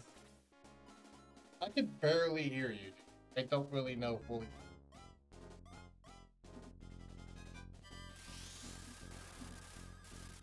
I said then AC was 19 as the base, and I increased it by a bit. How much I increase it? Okay. How much did you increase it? Oh, I was wanting you to take a guess at it. Oh, you increased it to 24. No, I increased it to 21. Okay. Actually, this brings up, do ability checks even happen, or is it just natural statistics for a dragon? It's about to get loud for a second. My TV.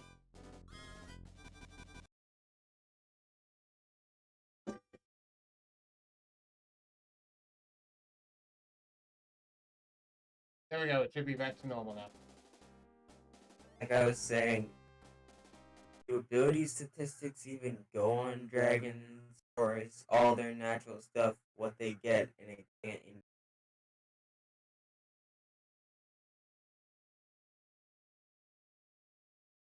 You're asking me a question. I can barely tell.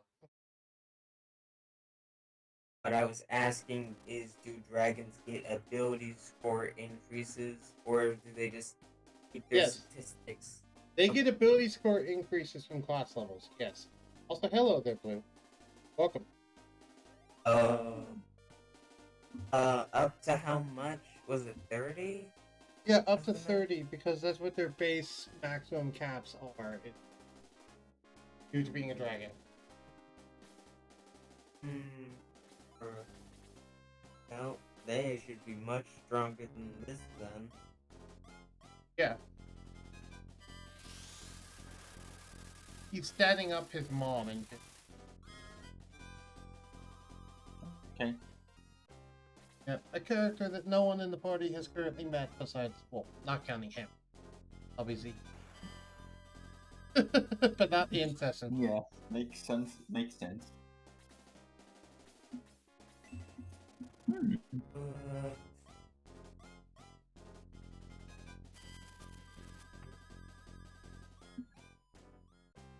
I like the fact that your character has a name. Leads to the funny. Well, like, this is weird, isn't it? It's like, why do I have a question this? All I've known for being here. Yeah. Yeah, I remember when I think it was Jaden was like, man, this was a weird day. I wouldn't know. It's pretty much the only day I've known. But I think that was right after you showed up, actually. Mm-hmm. Also, so you remember that random RNG I talked about for initiative order before? Mm-hmm. Random what? The random RNG for initiative order in China. Ah, yeah. Regeneration does that too. It follows that same initiative order and it has its own turn. And when its turn gets, everyone in the generation will proc and will gain a certain number of hit points. I believe it's like a relative amount of hit points compared to their maximum HP down to a minimum of like. Okay. But it's funny because it procs separately to people's turns. So it seems like the enemy just randomly regains HP sometimes. Because it's the regeneration proccing, but the regeneration proccing has nothing to do with their own turn. So it's like they aren't getting a turn, but they're somehow still healing. Yeah. Okay. Yeah. Oh, why am I looking at that? My character doesn't have any gold left. Because you're looking for the future. And also because you found out there's someone in the party that can just casually drop 1,000 gold pieces on. I mean, I knew that before today, but yes.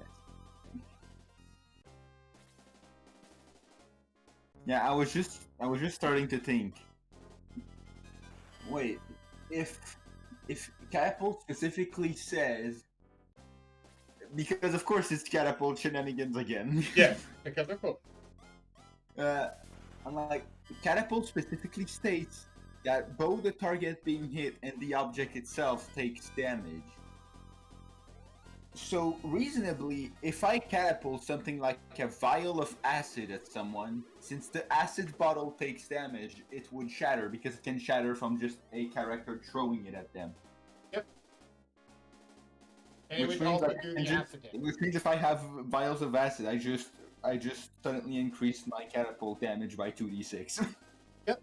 And if you also do it with vials of alchemist fire, then you do the catapult damage, and also then now they just have a dot on them that does 1d4 fire damage. Unless they want to sacrifice an action to Right. try and get rid of it. Which tells the whole action economy thing. Also, we just missed it. Gort one-shot the boss with a crit that did 60 damage. He just went, you know what? Fuck you. No, and he hit her for more than her maximum health bar and damage. Like, wow, okay. Gort was tired of her regenerating, I guess. Said, no, you're dead. Oh, no, you can take my sword. You'll never stop Dark Soul. Dark Dragon will be set free. Will Dark Soul release Dark Dragon from the bonds of the ancients? Or will Max stop Dark Soul and save all of Rouge from the ultimate evil? The Shining Force hurries over and prompt. Chapter 6, The Descendant of the Sacred Dragons, ends. Quick save. Want to record your exploits? Yes. Chapter 7, The Lost Civilization. Also, by the way, if you're wondering why you weren't participating in that battle, Blue, you died in the battle. I'm going to bring you back later. I just didn't bother bringing you back yet. Also, welcome back, Blue. And yes, the Dark Dragon is being brought back, evidently. I wish I knew. I wish I remembered the quotes from Oran in Final Fantasy X, because I remember there was one thing he often said when finishing an enemy. So I feel it would have been fitting with that critical hit. Right? Why is the first one that popped in my head was "Oh my move, India." Oh, Like, I think the thing I was thinking was when he just goes to do the killing blow on an enemy and he just says farewell. Yeah. Requiesca Impact. shit. Mhm. That's one I remember. Do you know what that one is? Nope. That's Italian for rest in peace.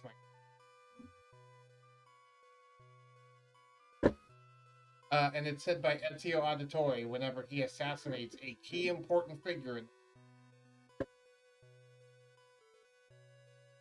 Anyway, the Shining Force quickly reached Prompt, hoping that they had come in time. Welcome to Prompt, one of the arguably best. Wait. Oh, wait, no, it's not that place. It's this place. I had a text message. Anyway, let's go resurrect Blue, shall we? And everyone else who died, because a lot of people died. And unlike D&D... Oh, wow. Look at this binary number of gold. Yeah, that's how much gold I have from doing that previous fight. Also, to talk about something real quick, you want to know how overpowered the priest is in Shining Force compared to Dungeons and Dragons? I think you've already told it earlier, but sure. Yeah, I told it earlier, but I'm not sure the Zokai was here. So you can casually go to a church, and the head priest there, he will revive any members of your party who died for a gold cost equal to their level, times 10. So, oh hey, half the party died. Okay, well that would be 40 gold, 50 gold, 50 gold, 50 gold, and 40 gold. And he just basically cast 5 resurrection spells and brought them all back. Wow. Yeah. And currently I have 100,000 gold pieces. I have over 100,000 gold. So, yeah, no, it's such a small price to pay. Chris, for example, is level 17. So she only takes 170 gold coins to back. Nice. And he's effectively casting resurrection. And it's just, yeah, it's like, really? Over and over.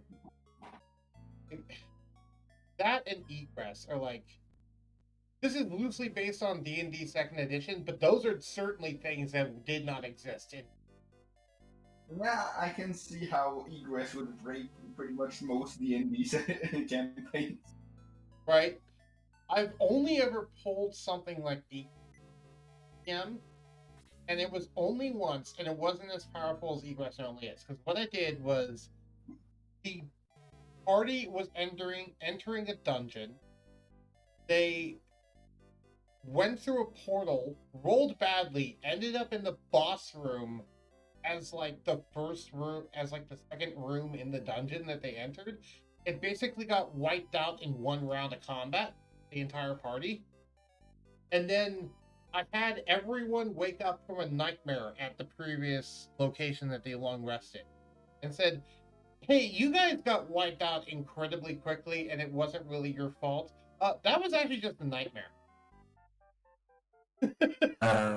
That's the closest I pulled to it. And yeah, they went in the second time and had a lot better luck. They didn't just roll badly and out. The boss fight was still tough, but yeah, that's the only time I've done Egress. I don't have it, like, oh, the main hero can just do it casually.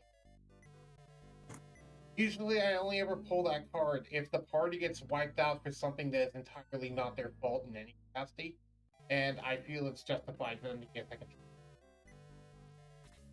And, I mean, to be fair, that's something you could expect any deity. They like a certain group. They want to give them, oh, just bring them all back. You know what I mean? What do you think about that, sort of?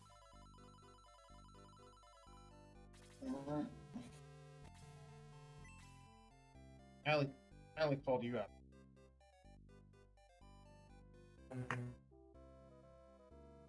I don't fully know what to think of the situation, to be honest. Yeah.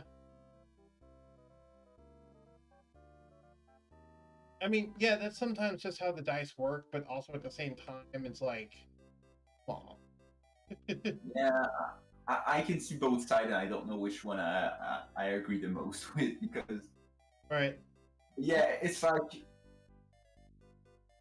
like complaining that a move. It's like complaining in Pokemon that you got a crit. I mean, it's literally a part of the game. Right. But in this case, there's also the fact that as a dungeon, I specifically set up, and I set it up so it was an incredibly low chance of getting the boss room. Like one, they got the boss room as the one room like the first time they rolled. Because for perspective, it was a D100 roll to see who ended up in the dungeon, with each number on the D100 corresponding to a different room. And the boss room is specifically if you rolled a 100. Mm-hmm. And first roll, they rolled a 100. Aw, come on. Because the entire point of the entire point of the dungeon is there's no like foot layout from place to place. It's entirely a teleportation base, where you go from teleport portal to teleport portal, trying to either get out of the dungeon or get into the deep parts of the dungeon. And they got deep really fast. Yep. Also, this sign holds a secret. Nothing is unusual. Usual. Okay. Well, we need to actually do this for a thing get late. Believe it or not, that wasn't just arbitrary. There actually is something.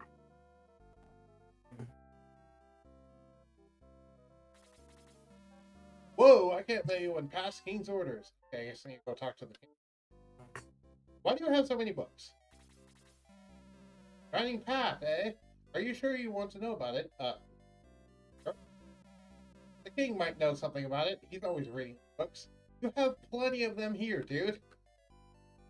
I mean, maybe it's where he keeps the books that the king reads. There.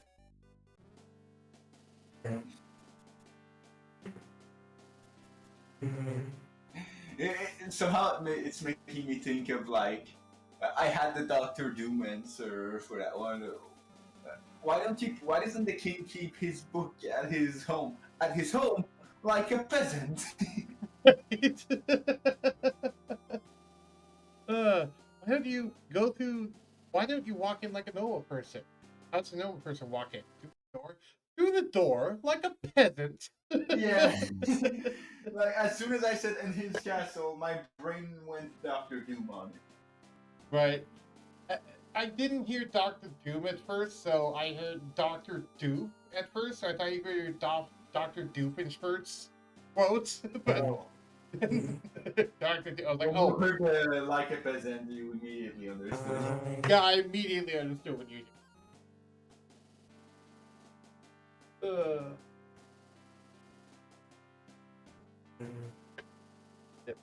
The castle isn't much, but it's the only one we have. I mean, yes. What the heck is it? Very odd equipment. It Is it a looks like teleport high circle? technology. Sorry, what did I say? Is it a teleport circle?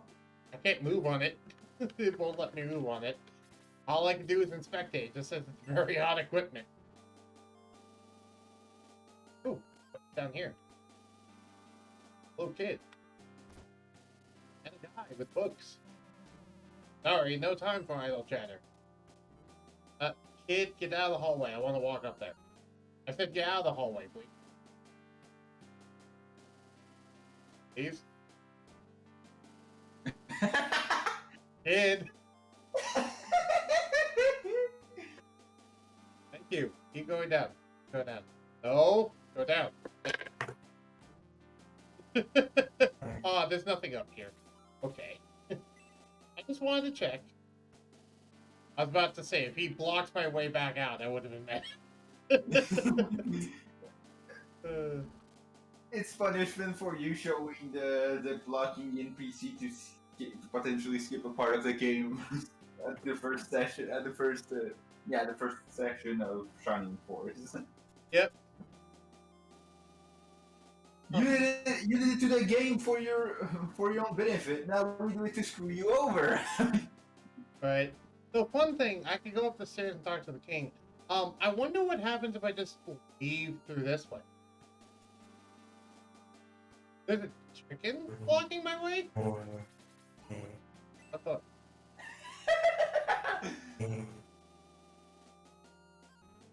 Talk about a roadblock. I will do the thing from session 1 and get in here. I will block your points of movement.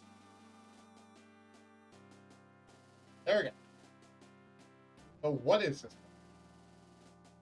Who are you? Oh, I'm just resting. Nothing to see down here. Why don't you go upstairs? That's not suspicious at all. Door? What door? Oh, that door. It's nothing. Forget all about it. Run along now. Well, that's not suspicious at all. Door with a giant eye on it, and I'm supposed to pretend it doesn't exist. Okay. Last time we had one of those, I opened it up with the Orb of Light. I think it's waiting for me. But the game obviously doesn't want me to go through there right now.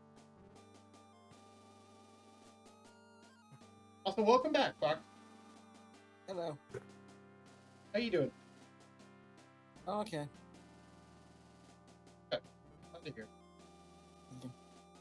Also, I think we beat the previous boss, the woman in the castle. The Also, woman got one shot. yeah, because Gort was fed up with her regeneration, so he just went, you know what, fuck it. He took his heat axe and he crit her for a one-shot. By doing more damage than her maximum HP. Also, I just realized I need to go repair the heat axe. I actually will.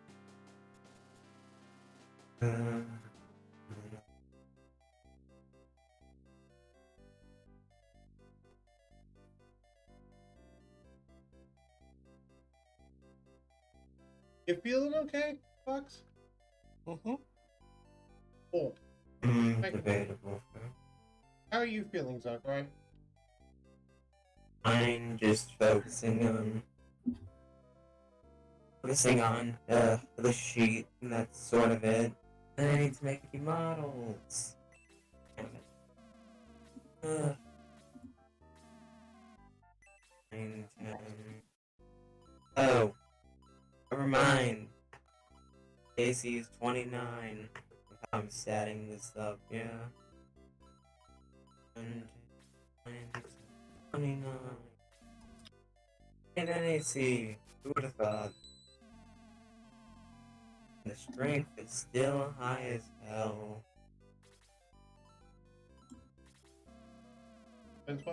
What kinds of weapons do you got? Ooh, now I got the big guns. Now we finally have a salt shell, which is better, which is the better version of arrows. So now I can start shooting people with cannon shots to the barrels. And I also got a better axe, a better sword, and better staff, but only so 2. Are these figures actually bad? They're so overleveled that I heard someone open a D&D logs video.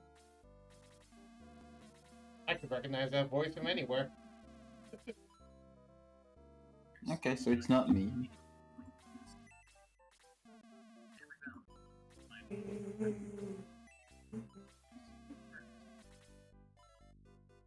I assume that was Zoka right now. Maybe, maybe not. Not me. So it was Fox. Okay. You sure you're doing okay, Fox? You don't sound okay. Sure. so if I'm tired Anything you want to talk about? every battle. I'm good.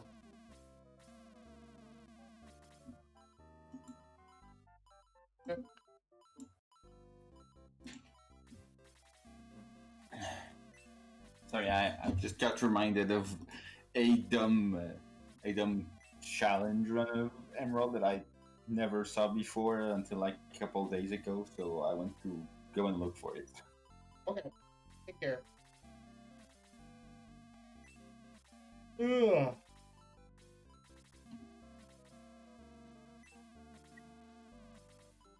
Pokemon Emerald, but the AI controls my team. Oh, that one. Sometimes.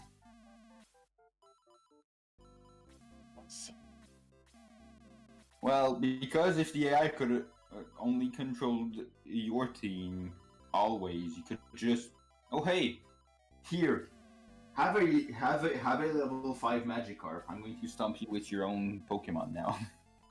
Right. Well, what I like to assume is that the AI controls your team, but they still need to win. That I think would be the challenge. Yeah. You basically just went through the game and half the time effectively trading teams with the AI in. And sometimes there are gauntlets, like the biggest example being the Elite Four in Champion, where it's just, oh hey, sometimes you might get the first, you might get an Elite Four members team, and sometimes you might get your own team. So you have to have your team balanced around the opponent's team, because if you just have a bunch of level 100 legendaries, oh, well, how do I beat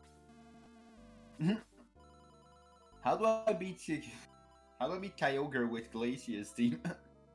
Right.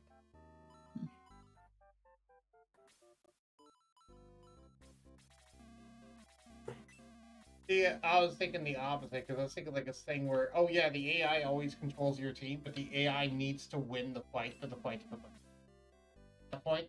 You'd have to make them build a good team. That way, they could beat your team, but you're also now controlling their team. Mm. I don't know. I don't think it'd be very good or balanced. Yeah, it wasn't, because as I learned, some of the movesets are really, really bad.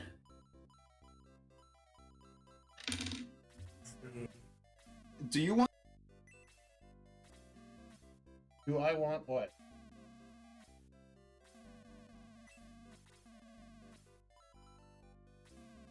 Okay. To get it. You got cut off. I couldn't hear anything you said after "Do you want?" Oh, do you want me to say my favorite case, or do you just want to watch it to see it? Go ahead and tell me, because it'll probably be a while of time. Okay. Ooh. At some point, there's a grunt. I don't remember if it was Team Aqua or Team Magma. I believe it's a Poochyena with no attacking moves. Interesting. Oh wow. A mandatory Team Aqua, because there were a couple of fishermen at the start of Emerald that just have a Magikarp and they're just fodder, but you can just not fight them if you get the Magikarp. But this one, it's one of the grunts and like one of the base or something. So it's like, oh well, I just got a Poochyena with no attacking move. How do I beat my own team? Right.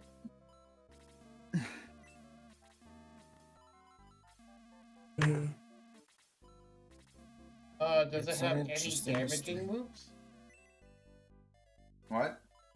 Have any damaging moves of any?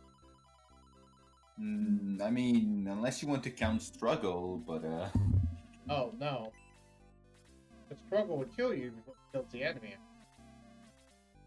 Not in Gen 3. Gen 3, Struggle works like pretty much every other recoil move, and I don't fully get why they change it after Gen 4, from Gen 4 onwards, but that's just me. Because there's some Pokemon that are immune to. Indeed.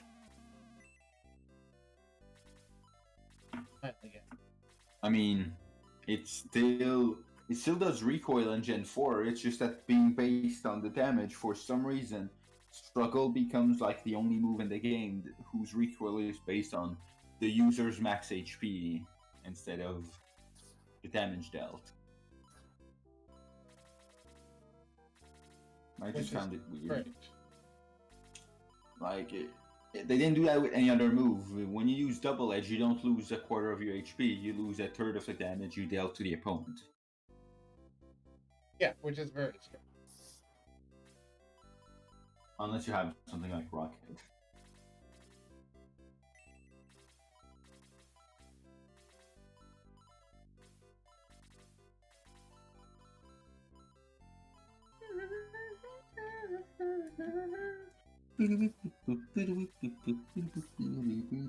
Yeah, sorry, I'm just equipping everyone with everything. What? I said sorry for the music repeating. I'm just equipping everyone with everything. Who gets the black ring? Right. Black ring increases attack power.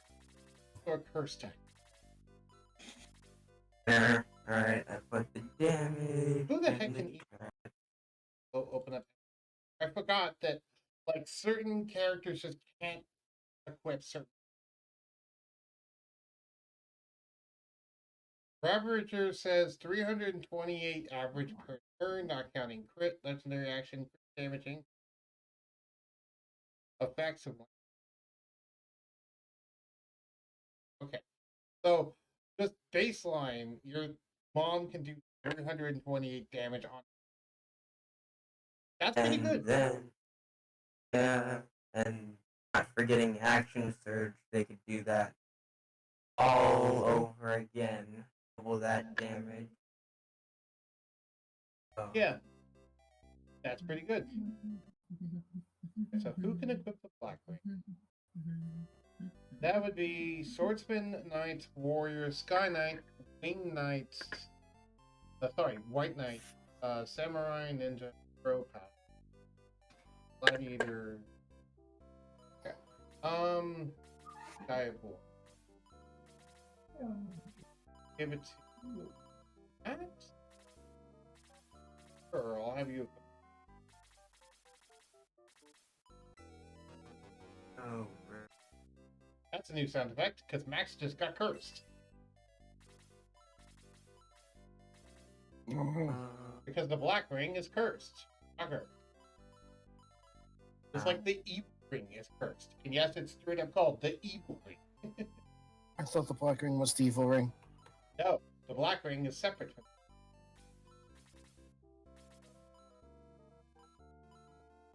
Evil.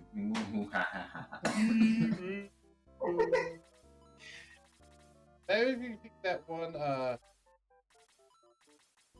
Aquaman and Barnacle Boy thing from SpongeBob of evil. Oh my god. Yep. There it is. There is the gift.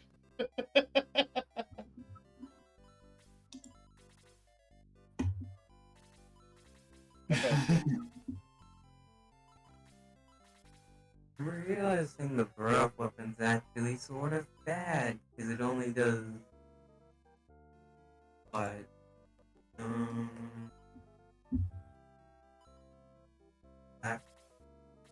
It doesn't do that much damage, but it hits a lot of people. Is the main. Right. Guess it's a good start attack, and then get into range to start hitting people. Right. It's also a good attack if you want to stay far away from the party's composed of mostly melee combat people. Indeed. And it's it's like- always guaranteed. Yeah, that's why Usually. people meme on the fact that, oh, the default Tarrasque 5th edition, it can be killed by a level 1 range a bow that's in the air because it beats them. That sort of thing.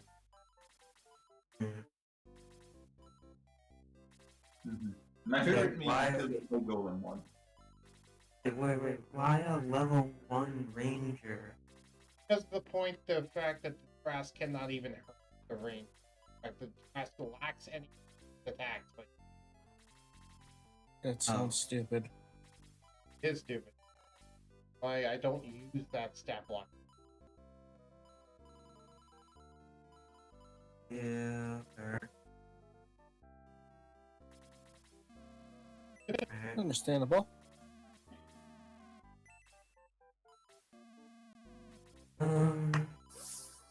All that damage, not 31 AC. Wait. Question. Dragon hunters have a thing that makes dragons weaker AC wise, I think. You're thinking of the one. You're thinking of Magic. Yeah, I just don't know how much it reduces the AC by. I have the link to the book. Have it in a file. Open up the file. Because I know I have it on Roll20. I also don't have it visible to you. Know about it.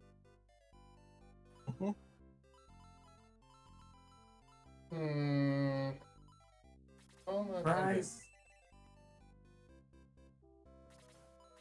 As my character doesn't know about the claws for dragons, the little weapon. Oh, that reminds me. Is your mom? Did you go with the sword idea? Or did you go with the claws idea? Claws and teeth. Okay. Are you using that like talon claw magic imp? Using those two.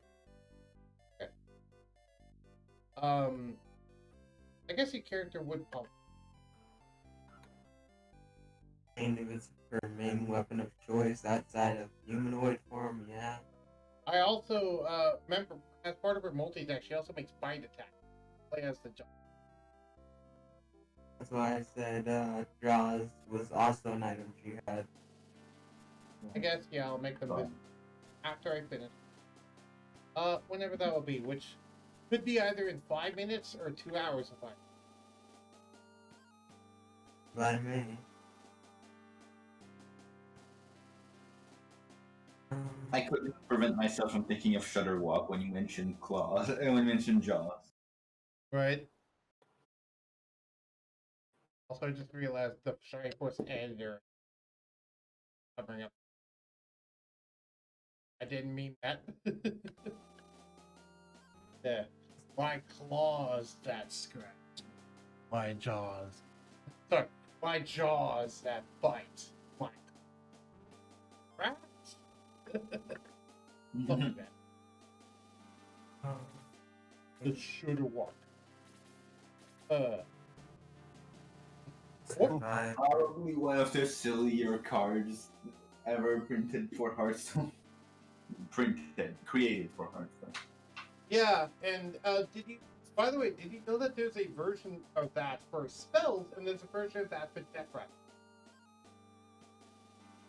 Oh. There's a hero card for Hunter that, when you play it, repeats every spell you cast as. Oh. Jesus Christ. And there is a hero for Priest that is Tyrella hero, and when you play her, she repeats every death rattle you triggered this game. Oh, it's weird. It's weird. Unlike Shudderwalk, they didn't make it something you could easily return to your hand. I wonder why. Right, they made it be hero cards, so it's not easily returnable. Though there are still ways to duplicate cards in your hand, it's just a lot harder. Yeah. Yeah, you can't use the copying of the spell to create more copies of the card that lets you copy more spells, which was something you could do with Shudderwalk and was dumb. Right, exactly. There's only one card in the game I know of that can do that, where it can duplicate itself plus more things. And I think it's a warrior exclusive card from back in the day. I'm looking it up. It's called Dead Man's Hand. Let me check. Hearthstone. Yeah, it's a warrior exclusive card. So it's not in any of those classes. But Dead Man's Hand is a card that says shuffle a copy of your hand into your deck. So what that one does is that if you have, and it's not a legendary card, you can have up to 2 of it. So if you have 2 in your hands, then you can play one which will then shuffle your entire hand, including the other one, into your deck. So shuffle copies of that. You can basically infinitely cycle through your dead man hands, and there's certain resources just constantly. And yeah, that's actually a deck in Wild called Hand War, called, where they just do, like, they have odd warriors, so they one card that says they only have odd cards. They have the one thing to import, and then they just do this, so they never, and then just infinitely recycle things that make you draw more cards.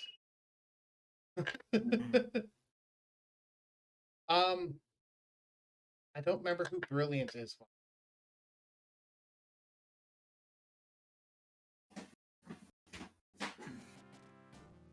Is Ring of Mind Blank not a thing? Ring of Mind Blank is not by default a thing. It was the thing I was playing, I think. Something. What was the ring that gives resistance to psychic then? I do not believe there is one by default. I guess Barbarian will always have a weakness. However, the Mind Blank spell is a thing, which is what I was basing the Ring of Mind off of. Yeah. Fair, but it's not like that'd be super useful for a non-caster because the spell book would be damn near impossible to find. That's why you're making the ring. What was that one cantrip where it's like, oh, if someone runs away, they take damage or something? Don't remember. I think it's Booming Blade. Yeah, that thing. That is one of the books of magical knowledge they had. Alright, I'm gonna read the King. What brings you to Prompt? Ancients? Dark Dragon? What is this nonsense? You're a spy, aren't you? Sent by our enemies to find our weaknesses. Answer me. No, I'm not a spy. You're lying. We know how to deal with spies. Guard, toss him in prison. So, if I said yes, I would have been admitting to it and he would toss me in prison. If I said no, he says I'm lying and he tosses me in prison. So, either way, you were fucked. Either way, I was going to get tossed in prison. Oh, wow. Keep in mind, I'm a hero clad in full plate armor, wielding the Sword of Light, and he thinks I'm just some nobody who's a spy. Wow. What the hell? I'm sure Surtur has some choice words. Well, my first words would be, what crime did you commit? What crime did you actually do? They suspected me of being a spy for an enemy nation. It's not that I committed a crime. They suspected me of being a spy. And they have no proof, but the king declared it, and the king is the one who makes the laws in that. Evidently. Oh, the monarchy system can't really do much about a monarchy system. Reminds me of the I don't know exactly how I called it back then, but the weird situations of the what if you're in England and the Queen is the one that is something that not correct? Can you arrest her or?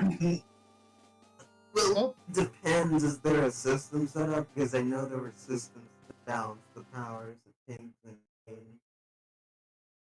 But that only came really later in the whole monarchy system and Granted, in general, I feel that for something minor, something that's pretty minor, like not even criminal code level, I'm unsure if any punishment that should normally be enforced on someone would be enforced on the ruler of the country. Like, I don't know if Biden in the U.S. Drives too fast and the police officer arrests him. I'm doubtful if Biden is actually going to get a speeding ticket. And on that note, thank you everybody for watching. If indeed you still are, we will see you next time. Goodbye.